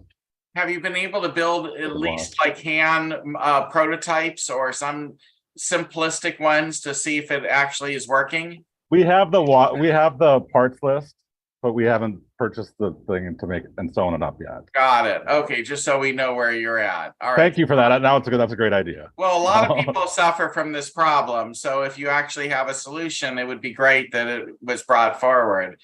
Please meet Jess in the chat if you're interested in this topic. Up next is Manish. Hey everyone, thanks Mark. This has been 7 months I've been coming to these calls, and it's been wonderful just learning from everybody on the call. And I just, I do suggest everybody whom I meet on LinkedIn to, come and attend this call, because, even if you're not in a startup, you do learn a lot. You don't learn a lot about, what people are building, what people are pitching, how people are doing things. So I teach at a community college, and I do ask all the students to just come in and attend this call just to learn from all of you folks. So saying that, quick about me, I'm a two-time founder. I spent a couple of decades in enterprise sales, and then did a healthcare startup and then a fintech startup. And now I run a venture studio based in Florida, and I basically work with early stage startup founders in building their MVPs. The way I work with founders is I work in an equity plus cash mode. So it makes sure that I have skin in the game, and it's just not an outsourced software vendor as such. It's not only MVPs which I help startup founders with, because of my background in enterprise sales. I also help them with their initial sales pitches, and hiring their initial SDRs and other things as well. So overall, I've been spending the past 4 years working with early stage startup founders on MVP builds and building a sales team. So I'll put my information in the chat below. Reach out to me if you have any questions, and I'll be happy to chat. Are you focused only on software MVPs, or do you do hardware or other types of MVPs? No, purely software MVPs. And I think in the past 6 months, I think, a lot of it has been generative AI related MVPs, primarily not using ChatGPT as such, mostly using open source MVPs for the enterprises, because they want something more private and they want something on-prem, etc. So mostly building on open source LLMs and and creating AIs for some of these enterprises. Okay, excellent. Definitely come on our service provider, even though you're kind of an investor too. But please come on that day as well. We're going to move on. Up next is Kevin. Hey everyone. I just want to say I appreciate you, Mark, for just being very resourceful. I've been attending Venture Starters for several months now, and I haven't made a lot of connections. I found my advisor, clients, just spreading the word, but what we are building here at Bridge Labs. So I just always just like hearing smart people and just connecting. So I really do appreciate you for just providing the platform. My name is Kevin Famigia, and I'm the founder of Bridge Labs. And often when you think of tech offshore hiring, everyone usually in the States think of India or Eastern Europe, but that comes with a lot of pain points. Those 2 a.m. early in the morning, those late night calls, but no one is thinking about Africa. And Africa is very time zone compatible to the States. Let's say you're on the Eastern time zone. 9 to 5, that actually overlaps with Africa from 2 to 10. And one of the major reasons why no one's thinking about Africa is operations. And this is why we are building a comprehensive HR platform where already we're compliant in over 45 African countries. We understand the payment rails that our clients don't have to worry about the currency difference. And we care about quality over quantity. So we do a lot of vetting where we have a talent pool of software engineers and data scientists, as well as making sure that we are not only vetting technically, but also behavior as well. We view Africa as the next India. Come on, Africa has 1.2 billion people. This is coming. And so I would love to always connect with either interested investors or people just want to know more about what's coming in this wave, because this is the next frontier of tech. So thank you for your time. And I'll drop my contact information in the chat. So if I went on your website or app and I wanted to hire an African team, is there a way of capping my expense at a project level cost, or how do you manage that? And is there a way of doing it where payments are based on milestones and not all front-ended? Yes, we have three different models. We do direct to hire, contract to hire, as well as project to hire as well. So we work very closely where we can do staff augmentation or have a dedicated team in order to help any clients. Okay, very interesting. Thank you, Kevin. Up next is Joe. Hi, everybody. Thank you, Mark, for doing this. And I've been around here for, I think, close to 10 months now, Mark. So I think every week I tweak my story and I get a little less nervous on giving my pitch. So thank you for listening, and thanks everybody for listening. So I'm Joe Nicholson, Innovation Specialist and CEO at NXCast. Recognizing that we purchase what benefits us, our secret sauce is a whole new material for the construction sector. Engineered to deliver performance, aesthetics, and to be cost-effective, this much-needed invention is uniquely formulated to be kind to our planet. It can be an eco replacement for concrete in some applications and provides new possibilities for appealing concrete-like products in markets like roof, deck, siding, fence, landscape, and more. This is not a shiny object story, but rather a tangible solution with a timely market fit. Code bodies, insurance providers, and property owners are all actively seeking better options. And eliminating the use of fossil fuels to meet our climate goals makes many of the products we use for construction today obsolete. Trade name Delsamite, our lightweight composite, is made with over 60% of its volume being upcycled waste and creates new possibilities for insulation, carbonation, while conserving resources and lowering emissions. NXCast is a licensing entity seeking to partner with proven business leaders, with our first goal being to raise $1 million to pilot this material in a unique small space housing concept that would be shippable anywhere in the world and be good for the planet. You can learn more at nxcast.ca. Thank you. All right, Joe, and thanks for being around as long as you have. And we are here to give people a chance to improve on their pitches. If you're interested in green cement, as you know, then please reach out to Joe. I'm going to keep moving us along because we have a lot of people still in the queue. I'd like to get everybody in if I can. Sarah, you're up next. Hey everyone, my name is Sarah Leonard. I am the owner and CEO of a full service marketing agency called SQL Creative, and we support startups and small to medium sized businesses. We've been doing this work since 2014. We focus on marketing and brand strategy for startups and businesses that are both SaaS and product based at an affordable rate. We pride ourselves on serving startups at all stages, from pre-seed to launch, and growth-based startups as well. I've been attending for just a few weeks now, but I've already heard marketing come up as a pain point for a lot of people who are starting brands. And so we have developed a subscription model for those who need to stay lean while they're growing, while they're looking for investment, but still need to stay on their toes with digital marketing. Our focus is really on a human-centered approach to marketing, because at the end of the day, the people that we are working with, whether it be clients or customers, are people too. So we really focus on helping our clients to convert followers to purchasing clients or customers. So rather than focusing on things like vanity metrics, like likes and follows, we really want to make sure that those people that are liking and following your content are either going to become a paying customer client or going to become a cheerleader and mouthpiece for your brand. Because as we all know, there's, nothing a good referral walk in the door. So I am hosting a free webinar tomorrow on how to monetize your social media. This could be a really good opportunity for some of you, and I'll share it in the chat. Thanks for having me. All right, Sarah, welcome. And glad to have you find Sarah in the chat. Up next is Connor.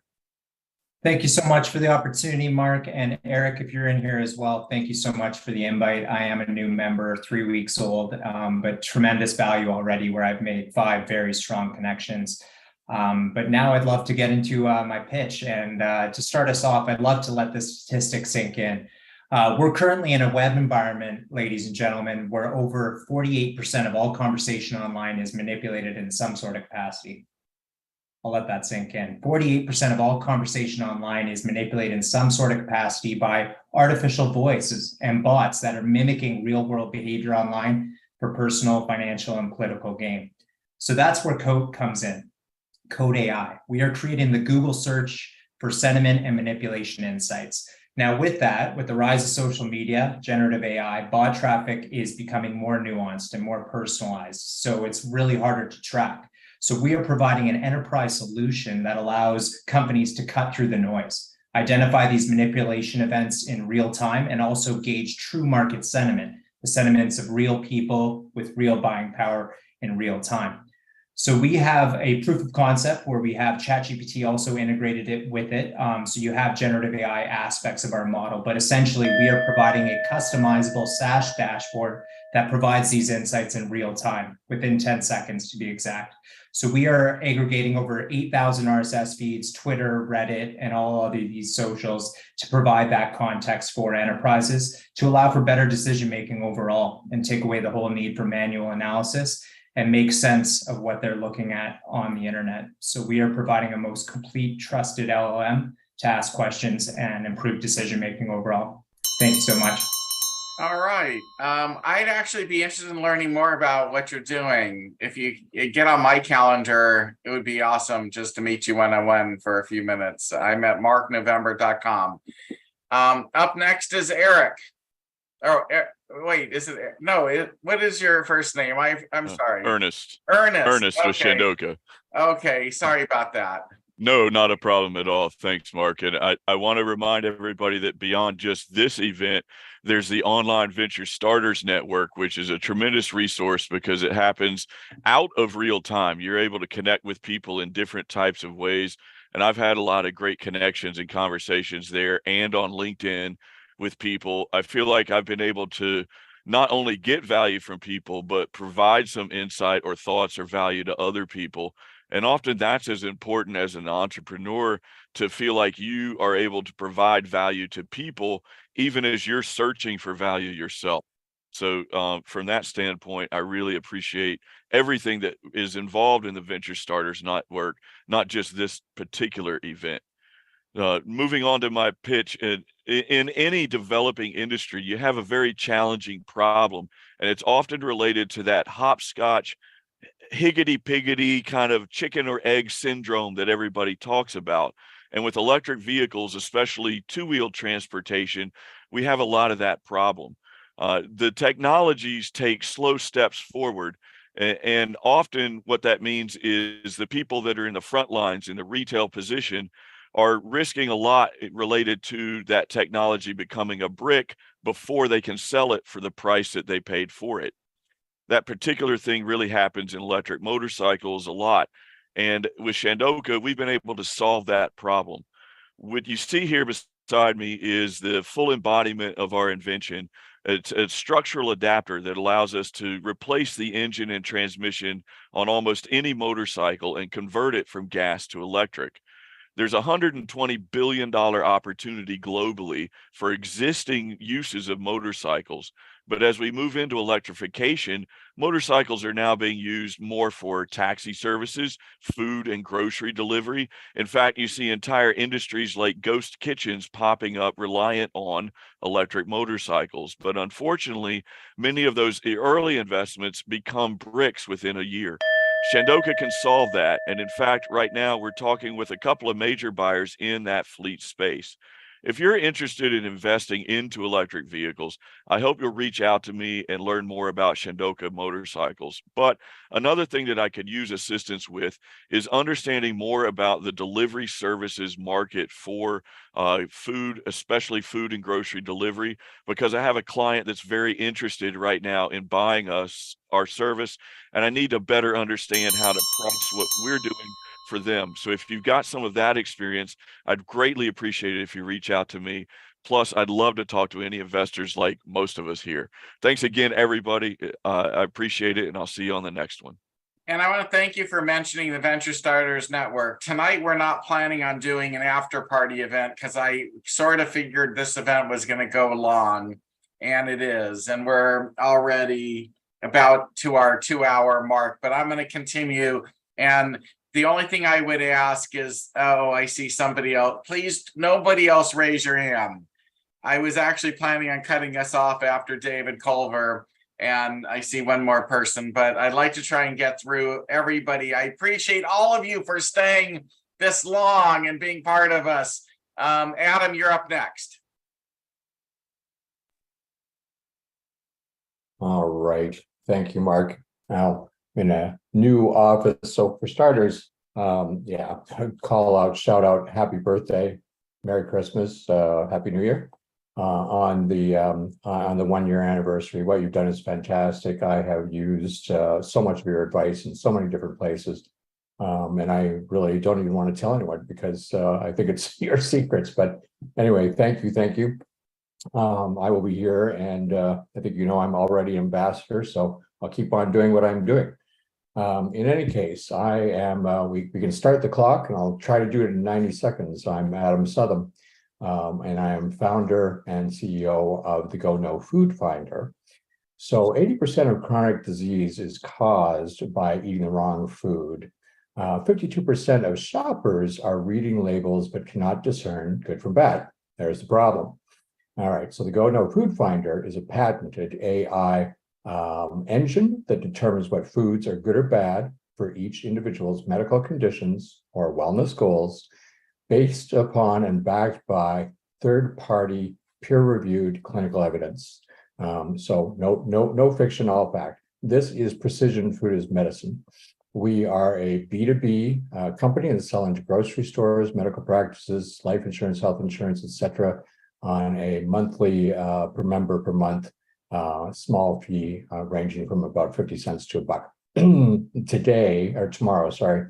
We're going to hit the media because we're one of selected by Food Sources for the Future for funding by the Food, Nutrition, Health, and Investor Coalition, a White House initiative with $3.5 billion for companies like ours. And last but not least, we're offering $2 million convertible debt, 8% interest on $6 million pre-money with a 20% ratchet, and the fun part, 25% of whatever you invest comes back to you back from the Minnesota State. That's it. Thanks, Adam. All right, up next is Thomas.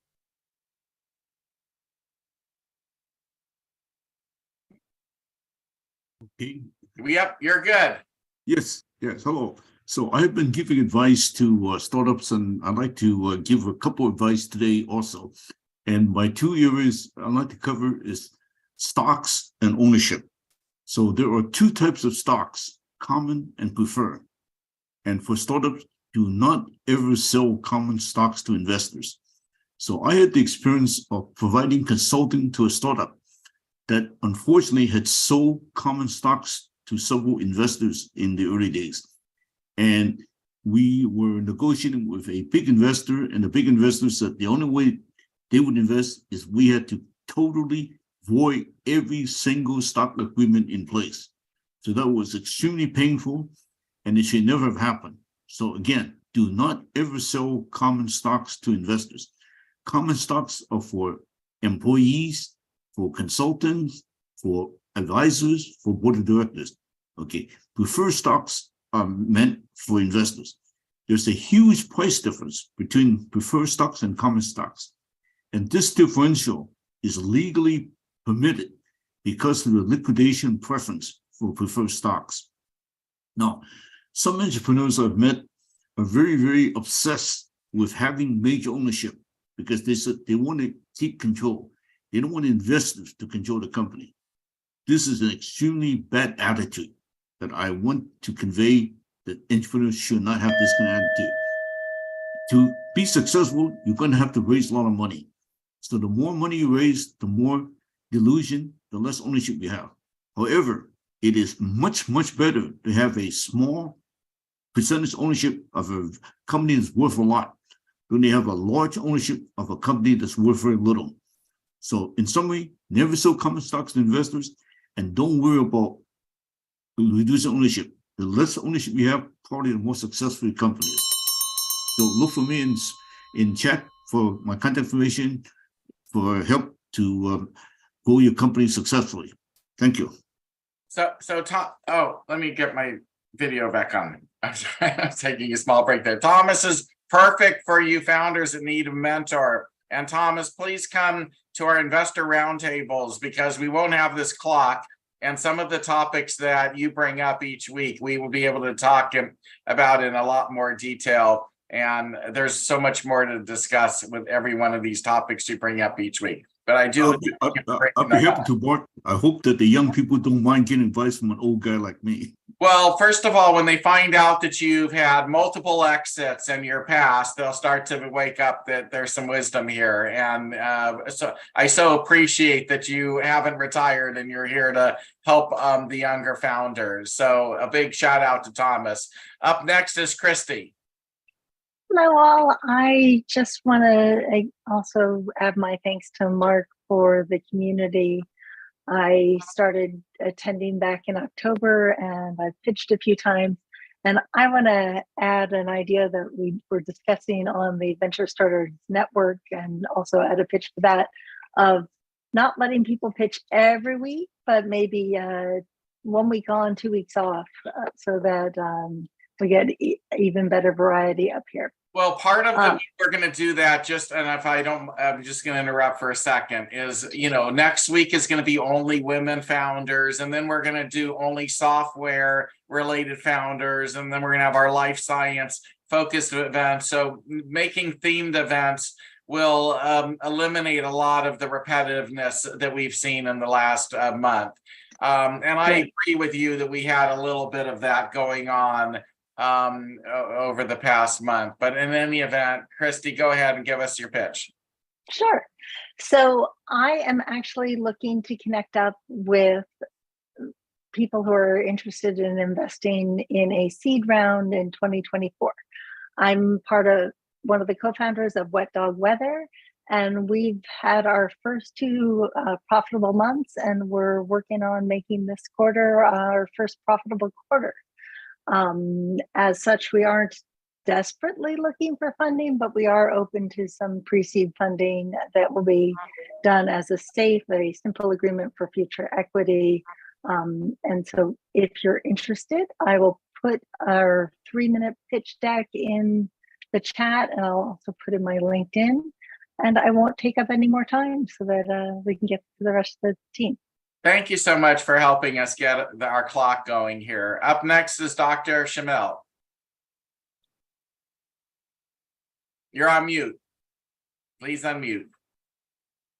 Hello, Mark. Thank you very much for the opportunity. But before I talk about my pitch, I would like to give just a little feedback. And it may not be relevant since a lot of you have actually disappeared. Not many people are actually listening to this. It's really annoying and frustrating when people send you a direct message saying how they're really interested in listening to your project. And could you please write to them and share your information? And you do that with excitement, enthusiasm, and vigor. And then you don't hear from them. And you follow up, you follow up, you follow up. So ghosting has become incredibly rampant, and it's really annoying and frustrating. There is no reason for anyone to dangle a carrot, ask people to share information if they have no interest in following up. So that was my thing, and I actually don't want to do a pitch today, but that's all I wanted to say and get it off my chest because it's really annoying. Okay, so I'm glad you brought this up, and please come back and we're going to talk about this topic on an investor roundtable, but it may not be them. It might be the materials you're sending aren't resonating with them when they see it. But I don't want to defend myself right now because I could be wrong about that. I'd love to talk about this very topic when we do the roundtable, because it isn't just you that have had this frustration. There's many times where us as founders, when I wear my founder hat, where we submit something to somebody and we don't hear back from them. It does not take 2 seconds to write back saying it is not for me. Full stop, Yeah. move on. And, Yeah. and ghosting is rampant, and that's the new form of communication, which is completely, utterly inappropriate and wrong, and it should not be normalized. So, okay, but speaking as an investor, and I feel bad because I get sent like 20 or 30 decks a week, and I might get back to one person a week because I just barely have enough time to only focus on the ones that I actually think I might invest in.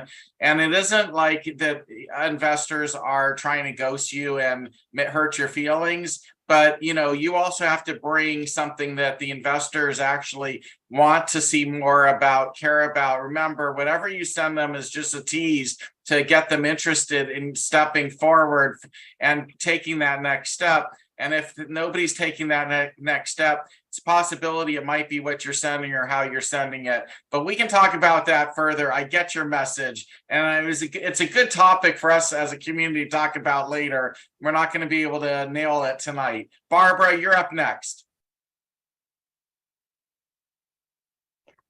All right. I assume you're talking about Barbara Ann. Yes.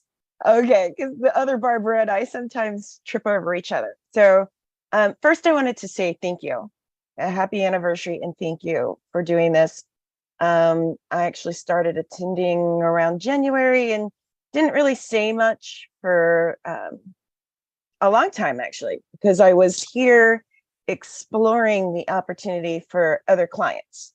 And so I wanted to see what it was all about. And just being here in the community has given me the opportunity to meet some really amazing and wonderful people that I've actually had like ongoing connections and conversations with, like Professor Dave and Callie Taub and Mita and some other folks that actually reached out in response to the pitch that I made for my client, which was oh my gosh, I just blanked on her. Recovery Room. She's got multiple businesses. So Recovery Room IV Therapy, which is who I pitched on. So I guess you can sort of start the clock, but really what I just wanted to say is that, I'm with Purpose-Filled Solutions and Evolutions.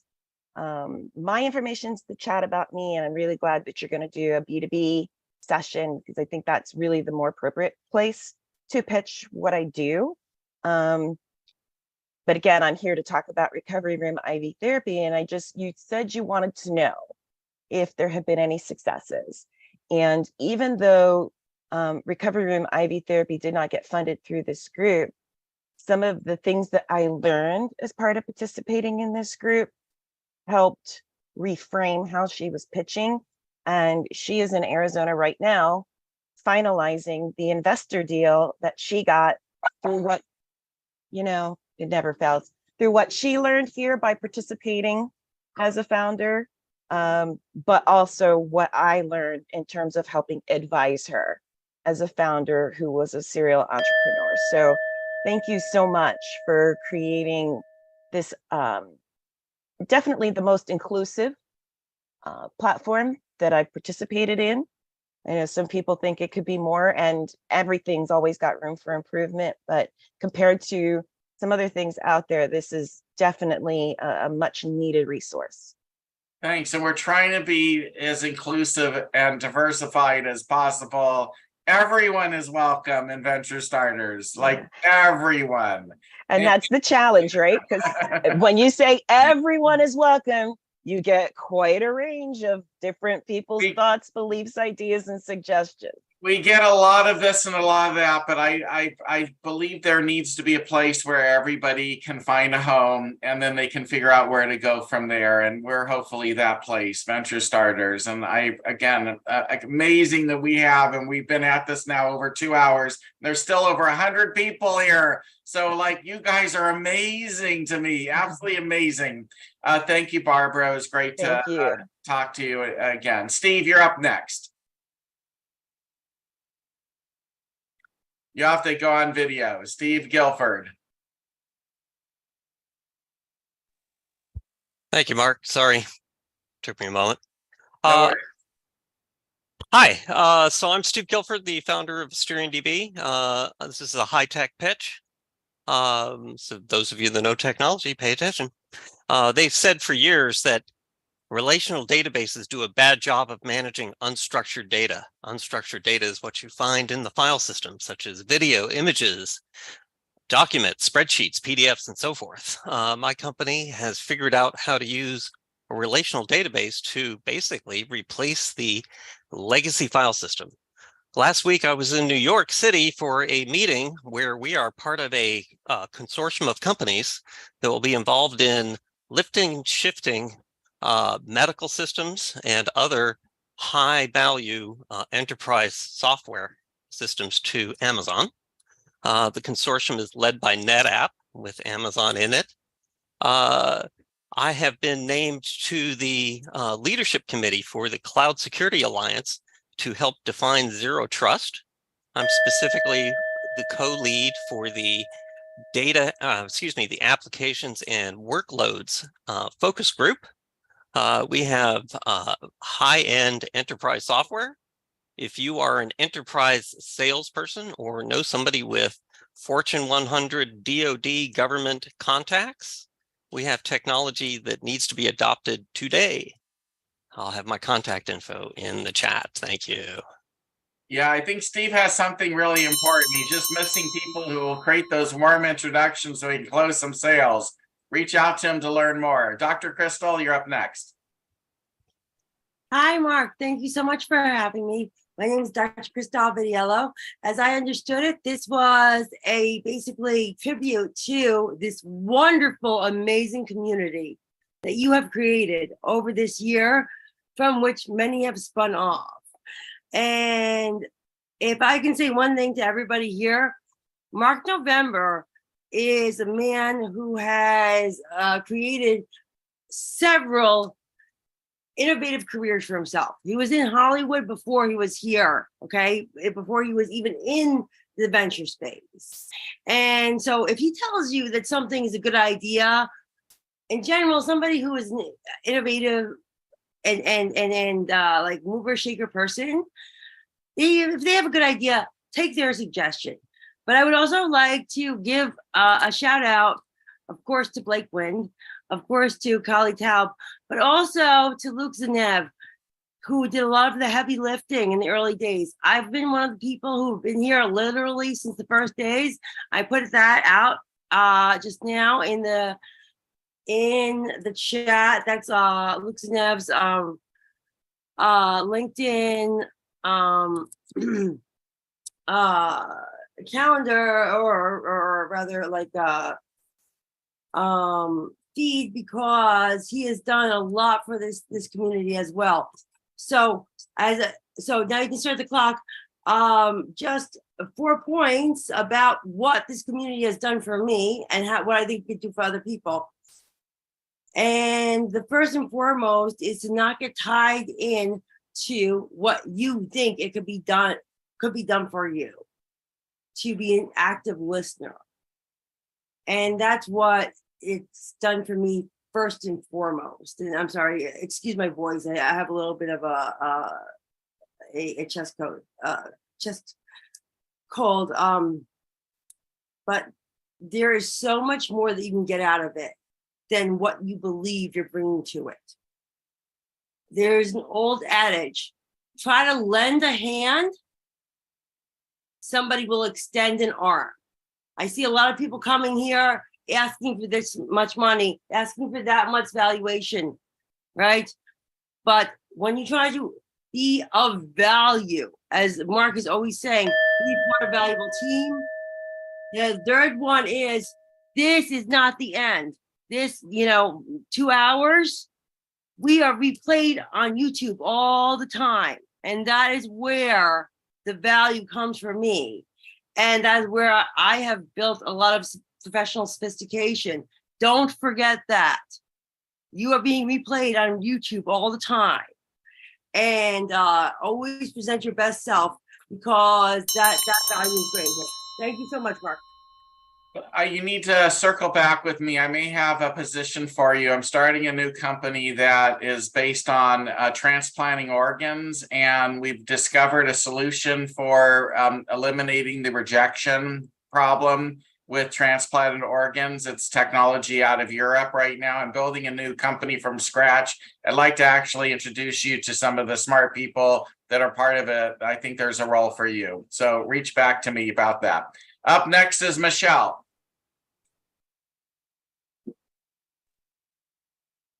Hi, Mark. I'm a month in and I really love the community that you've built here. So thank you so much. And I'll get started. In 2023, we've seen so many construction projects come to a halt. Currently, the US is short 450,000 skilled labor workers. And for the next 10 years, we'll be short 25,000 civil engineers. The American Society of Civil Engineers has also rated the US infrastructure a C-. I'll tell you why this is important.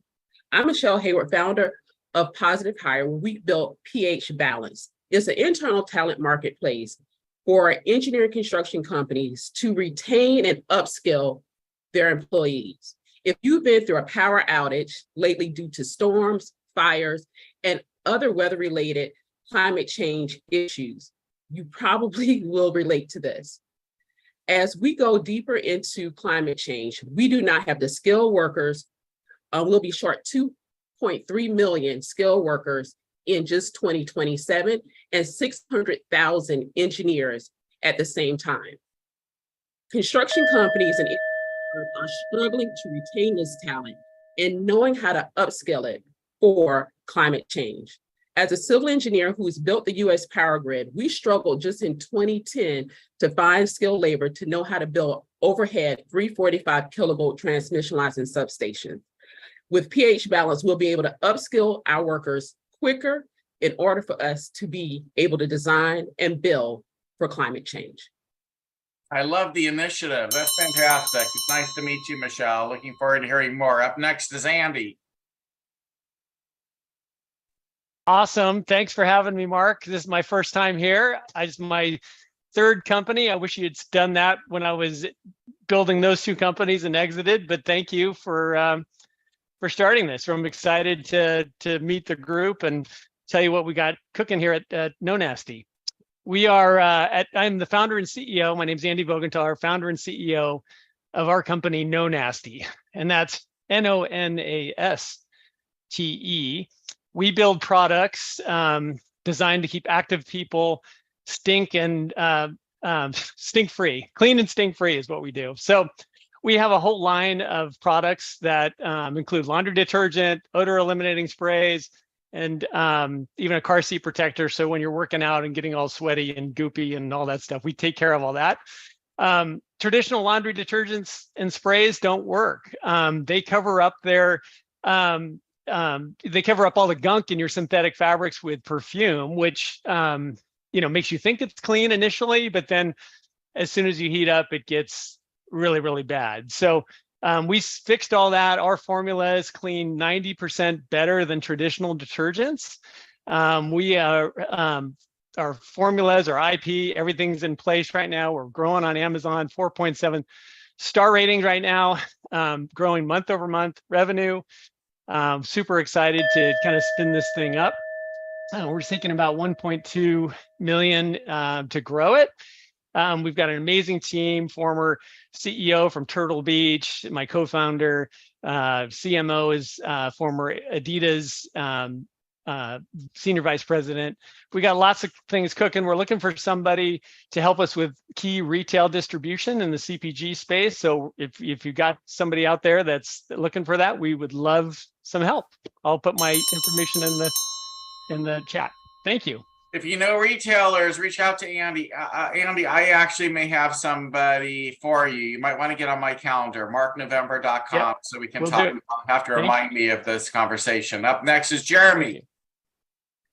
Hi, thank you so much for hosting this, Mark, and thank you to all you rock stars who have hung around for like 2 hours to hear these pitches. Cheers. I wish this were anything but water, but it's water. The timer. So basically, Mexican spirits are extremely popular in the United States, and tequila and mezcal imports have risen by over 1,071% over the past 5 years. But there's a problem, which is that they are not sustainable. Agave spirits are grown in deserts, in monoculture, where water isn't, and they're killing wildlife. There isn't enough production, and within 7 years, there's going to be a complete scarcity. So what we did is we discovered a spirit made by Mayans in the south of Mexico that uses 70% less water than tequila and is delicious. It's 48% lower COGS, meaning it's 48% cheaper to make per unit. And it's a cultural product that they're delighted and excited to share with the United States. It's extremely popular already now in Mexico. It's only had licensing for the past 10 years to export across Mexico, and it's already popping off among hipsters. And we think that just like tequila and mezcal became huge in the United States, so can this. And so what I'm essentially doing is looking for some pre-seed funding and also for a co-found. I am a Stanford graduate, and I also have an entertainment industry background like our friend Mark. I yield the balance of my seconds. Okay, so Jeremy, I have a celebrity that may want to be your partner. Love As it. turns I out would love to talk in about your that. world, it isn't my world, but he and you might get along great. So Fantastic. get to me somehow so we can talk I about that. certainly shall. Up next is Aswin. Aswin, I'm not sure I'm pronouncing your first name right. My apologies. It's okay, Mark. Like I also go by Ash, if that's easier. Okay. Well, Mark, thank you very much for giving the opportunity here, and well, congratulations once again for making this year. I've seen this in event and the community grow since I've been part of it. And what I wanted to offer is that for the community, like I can help you guys with opening some doors into conventional energy business, like the oil and gas, or even like energy or marine markets, some markets that are not kind of tapped from a lot of other parts of the from other startups. So feel free to reach out to me, and if you need anything else, like I have a prior startup experience, I'm more than happy to give you some insights and experience. So my name is Ash, and I'm the founder and the CEO of Mission Zero. So probably you might be aware that when we actually order food and drinks, they come in plastic and single-use packaging. What we may not be aware is that they cost billions of dollars, and they create tons of emissions and also increasing the cancer risks for us, right? And all of that is using our money. So the institutions that control all of this process do not create any money. So it is essentially our money. So they use our money to make us sick and at the same time inflame climate change. So we're building an app at Mission Zero that will enable you to borrow and return reusable containers from restaurants and other food service locations, so you can drink with and eat without microplastics, and also create a zero waste planet. Thank you. I like your initiative. I hope it works. Thank you. Up next is, I don't know, Conluff. I'm sure I mispronounced. Please tell us your name. All good. It's Conluff Mulholland, and this is my first time in the group. So, hello everyone. Hello. So I'm the founder of Benjin. Benjin is a free app that uses AI and AR to diagnose and repair automotive vehicles. So the user goes into Benjin and describes the problem with the car. The AI gives the possible causes, the solutions, and then it gives links to the videos of where the repair starts. Once the user decides that they want to take on the repair, it brings them to the exact tools and the exact parts they need for their car. If they decide it's too difficult for them, it will connect them with mechanics in the area, all the auto mechanics in the area. There will also be augmented reality parts recognition, and also guided repairs. And we're going to try and build that to be in line with the Apple headset, so that you'll be able to, touch the parts in your engine bay. You'll look at your engine and you can see, oh, this part here, this part. So yeah, we're also going to be adding like chat rooms, car clubs, and a social media newsfeed, so that people can upload their videos and just talk anything automotive, and just maybe exchange parts and exchange ideas with each other across the world. So is the software developed already? I'm actually working with a company called Citrus Bits. They are one of the top developers in Silicon Valley, and they build apps for like PayPal, Mercedes-Benz, Burger King, all those characters or all those companies.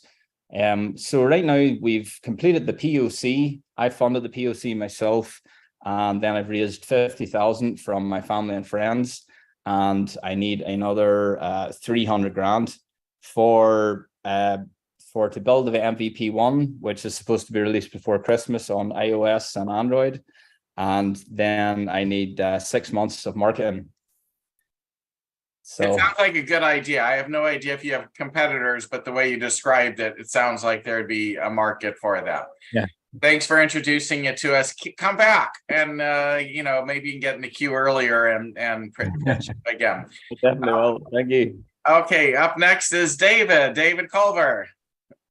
Hey, Mark, how's it going? It's Great to going see you. good. We've come a long way. Indeed. So for those who don't know me, I'm Dave Culver, venture advisor for Propellant Ventures, a VC fund out of Chicago. Invested in 9 companies, about to make our 10th investment, I believe, soon. 8 of the 9 investments have been in diverse background founders or women-led or co-led companies. And that's most of those investments have been over the last year. And then we also run Venture Shot. I'm one of the co-founders. And so we help companies grow their revenues, get funded, and scale their business. We have a large investor network. I call it a supercharged angel group, but it includes VCs and family offices and other high-level investors. And then the newest, greatest, latest thing we're doing here is we are building 100 clubs plus across the country, I should say, across North America, including Canada. And one of the things that I've found is that we are putting together a lot of these events in cities in Chicago, Atlanta, Delray Beach, Florida, Houston, Dallas, and Nashville. And so we've been able to walk entrepreneurs and meet and have them directly meet with investors in addition to ourselves at these events. And so we've helped a bunch of companies get funded really recently. Even if our VC fund wasn't going to fund them, they still got funding. So $500,000 and more in some checks. And just wanted to use the last couple of seconds to say, Mark, you've done a really great job. I love the controlled chaotic good version of things that you have created here. And it's really awesome. And so I try and be on the after party thing if possible. I missed the last 2 weeks because I was traveling in Chicago, but wanted to just say that this is fabulous. And we're going to try and connect this crew with some big events, in person, 750 people, 1,400 people, where some of these guys might be able to get on stage in front of that many people. And there's like $100,000 investment prizes and some stuff like that. I just had that conversation on Monday. I'll talk with you, Mark, about it. I would love to integrate what I'm doing with all of what you are doing. And please come back when we're doing the investor roundtable because you have so much wisdom to share. David and I have sat on the same investment panels at events before, and he's really, really impressive. If you don't know David, you should at least reach out to him, get to know him. Thank you, David. All right, we have 3 more people. I'm going to just go through them really quickly here. Please, nobody else raise your hand. I think we want to end the night here pretty quickly, although this has been a fantastic night, and I'm so excited that almost 100 people are still in the room. Blows my mind. Rodney, you're next. How you doing, Mark? How's everybody doing? Nice to meet all you guys. Honestly, I wasn't really prepared to pitch, but I know that you said next week that you're going to be doing female. So I was, you know what, let me do this real quick.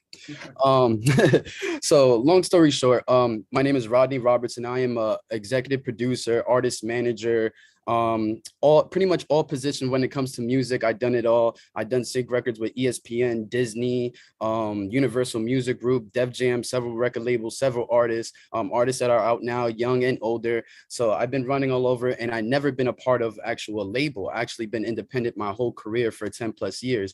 And because of that, as a young inspiring, innovative producer, manager, and everything, because I also manage artists, I went through a lot of gatekeeping, and I went through a lot of people that was like stopping me as a young person coming in the industry, and they would stop my knowledge and learning in the music industry or just entertainment industry overall. So as time went on, I would work with the foundations and different community services to where I was helping communities and everything, to where honestly I wanted to be that older person that I never had when I was younger.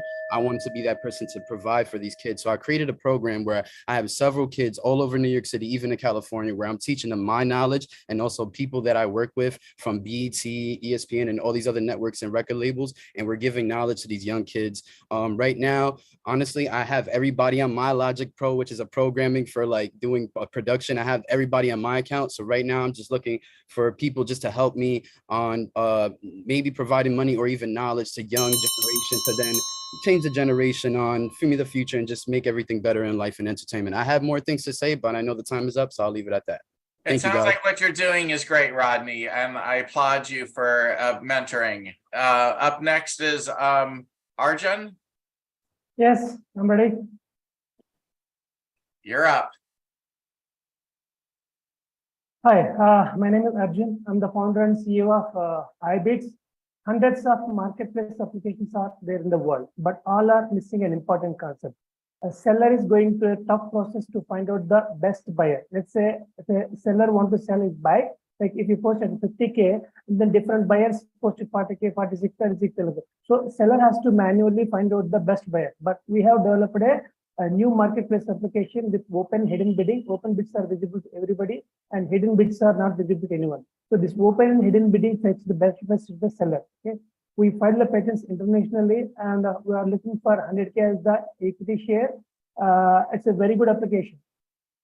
Okay, well, please come back again and maybe you'll be able to speak in the beginning of the program instead of at the very end where you might be able to do more networking and meet more people, but put your information in the chat and those that are interested will reach out to you.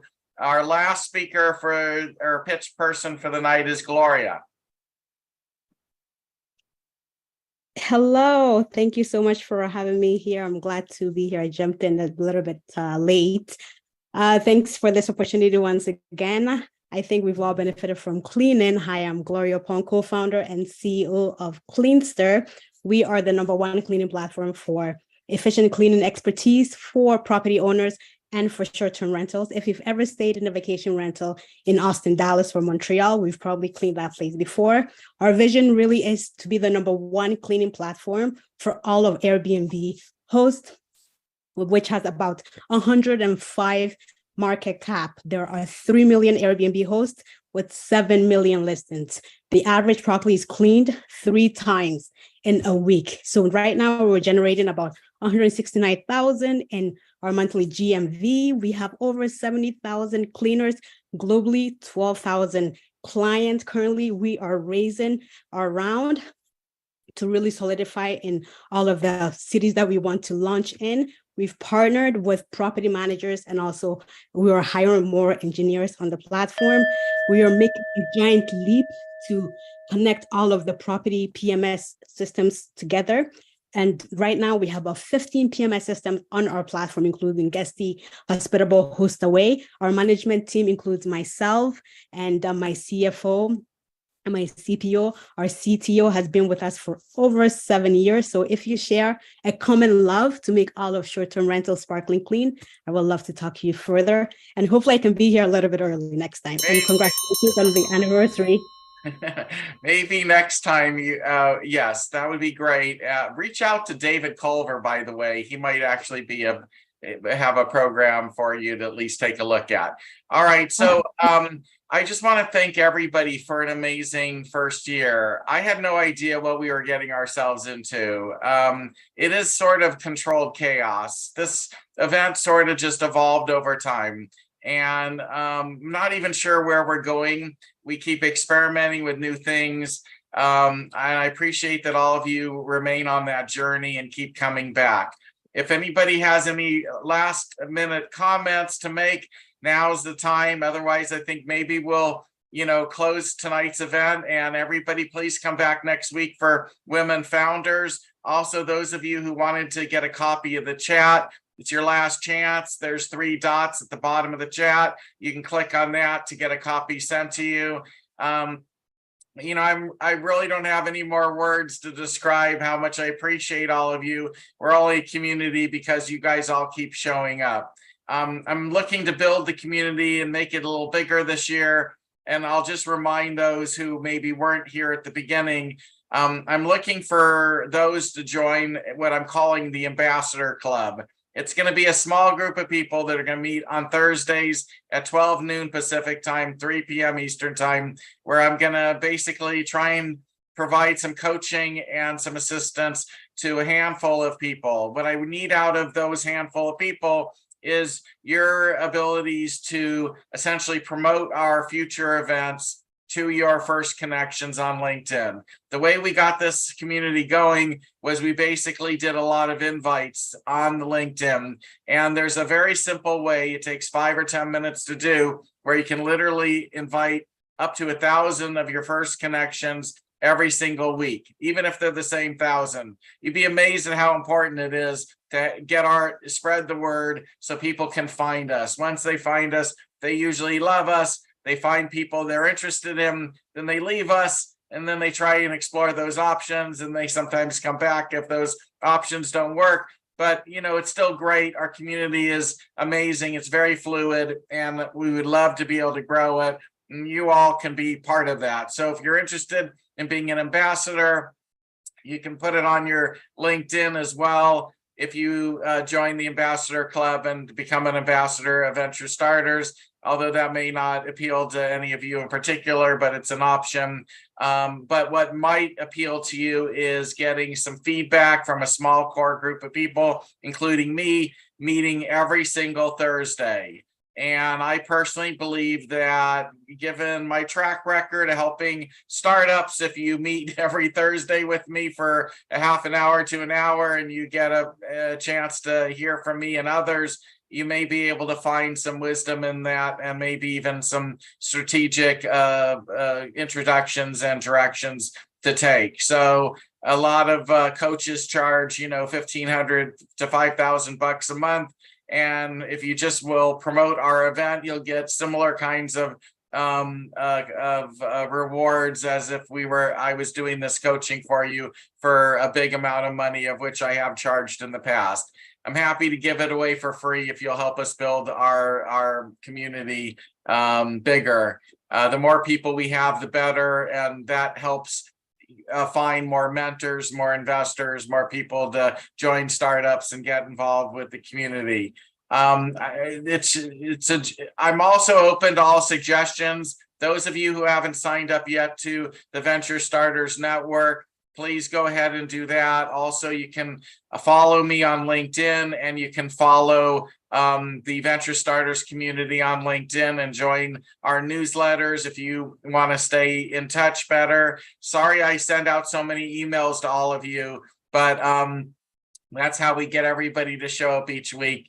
And I appreciate that you still take my emails and open them. I'm literally amazed when we have weeks where 5,000 people will open up my email or more. And when I see these numbers, it just blows my mind.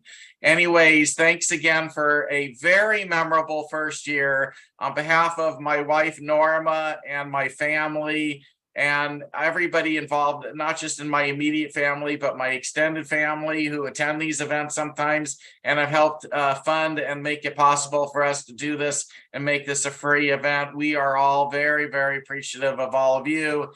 Is there any final thoughts before we end our first year of Venture Starters? Mark, I was just wondering, is there a call to action to take on that ambassador thing? Should we write you an email or what? Yeah, write me an email at mark@venturestarters.com. Just say, I would like to be an ambassador, join the Ambassador Club. That would be very, very helpful. And you don't have to do anything until you arrive at the actual Thursday event. I'll walk you through what to do. You'll be so helpful to me, and in return, I will try and help you get your companies flying. So it's a win-win both directions. For those of you who don't want to promote Venture Starters but would like just to attend the Thursday event, I'm going to charge $399 a month, which is a fraction of what coaches charge to do what I probably will end up doing for you anyways. And that's an option, but I don't really need your money. What I need is you to be an ambassador if possible, because that's how we build this the community up. And that's really what my goal is here. Any other questions or comments? Thank you. Quick comment, if anybody's in the Chicago area on the 9th, and you're, I would say, somewhat advanced, you have some revenue and maybe some funding, we are hosting an event. I should say I won't be there because I have some stuff to do with my dad. He's got some health issues right now, but we are hosting something for our venture capital fund in Chicago. Don't feel bad if I say, oh, you're probably not ready for it, but there's going to be a lot of investors there. There'll be some entrepreneurs there as well. I'm happy to open this up to the Venture Starters group, but I just need to make sure that it'd be worth your time going. So I put my contact information already in the chat. So if anybody wants to see if they would be a good fit. If not, we have different events at different times. It's whatever the 9th is. I don't know what date that is. So next week. Okay. I wanted to say congratulations again, and I wanted to suggest I'm going to be going to the FASTR conference in the San Francisco Bay Area in September, and I'm wondering if we might want to do like a in-person get-together there. I'm in Los Angeles, by the way, and if any of you are in LA, but I just meant whoever shows up. Yeah, if anybody else is going to be there, one of the things that we're going to try and do on the Venture Starters Network is do a calendar of events that are going on all over, including people in our community that would like to meet up with others. So that's part of the rationale of starting the sort of sister channel. And hopefully that'll grow into something important over the next year. Right now, it's still a experimental work in progress. Again, looking forward to getting more feedback from everybody. I believe part of what's going to come is we're going to get more involved in creating courses and content that will be very valuable, that may be the key information that some of you founders is going to need in order to sort of go through your evolution. So, but I'm afraid to go into specifics until we get there. Anybody else have any final thoughts or questions or comments before we wrap up year 1 and start year 2? Thanks to all the investors that have the money and are giving us all a chance. We appreciate it, and we can't do it without you, and it means an awful lot to have this platform. So thanks to all the big bucks that are here hanging out with us little guys still. Nicely said, and hopefully we'll get some more big buck guys to come, or women to come in the next year. Anybody else? Just a real quick comment for those of you who are, raising capital. I just had a great conversation with a company. They do have revenue. They've already raised a little bit of money, $200K on a $2 million round, but they have a term sheet from another investor, and they basically asked me, should so another investor wants to give us money, but they want to give us a very decreased valuation. And the short version is they don't have to have the money. They need the money to grow, but they won't die tomorrow if they don't have it. And so the valuation that the other investor was offering with not a convertible note, but with a priced round equity, basically was half the value of what this other VC has now offered them. And so while you don't want to be greedy in terms of your evaluation, there is money out there. You need to find it. You need to present well. You need to have some traction relative to the stage you're at. But don't give away the company completely. They were going to give away 25% of their company. They would have gotten all their funding, but it would have probably hampered them in future ability to build. And I was like, basically, don't give up on the effort, time, and energy you got to spend to get the right investor for you, instead of giving in and going with the quick route. And now they're going to be rewarded because they're going to get double the valuation. Great point. And for many of you who you've already developed your product, it's already done. We heard a few tonight where the software was already done. To the extent that you can bootstrap and focus on revenues and not have to bring in investor money, it might turn out to be a better pathway for you. Get more, there's, if all you're missing is sales, go find people who know your buyers to make those warm introductions, and you still have the currency of equity and commissions that you can offer. And you will find that there are candidates out there that for them it's easy. Calling a friend doesn't require a lot of work. So if you can find those people who will call their friends, and those friends happen to be either investors or buyers, but in this case, I'm trying to focus on the buyers, then you're better off focusing on your energy on that than going after investors. You know, it'd be better to get $100,000 in sales than 50,000 in investor money that you then have to give a chunk up to forever. So, and we'll talk about more of these ideas and concepts of what you should consider, what you should do or not do when we have our investor roundtable, which I'm very much looking forward to. Anybody else have any final thoughts of the year?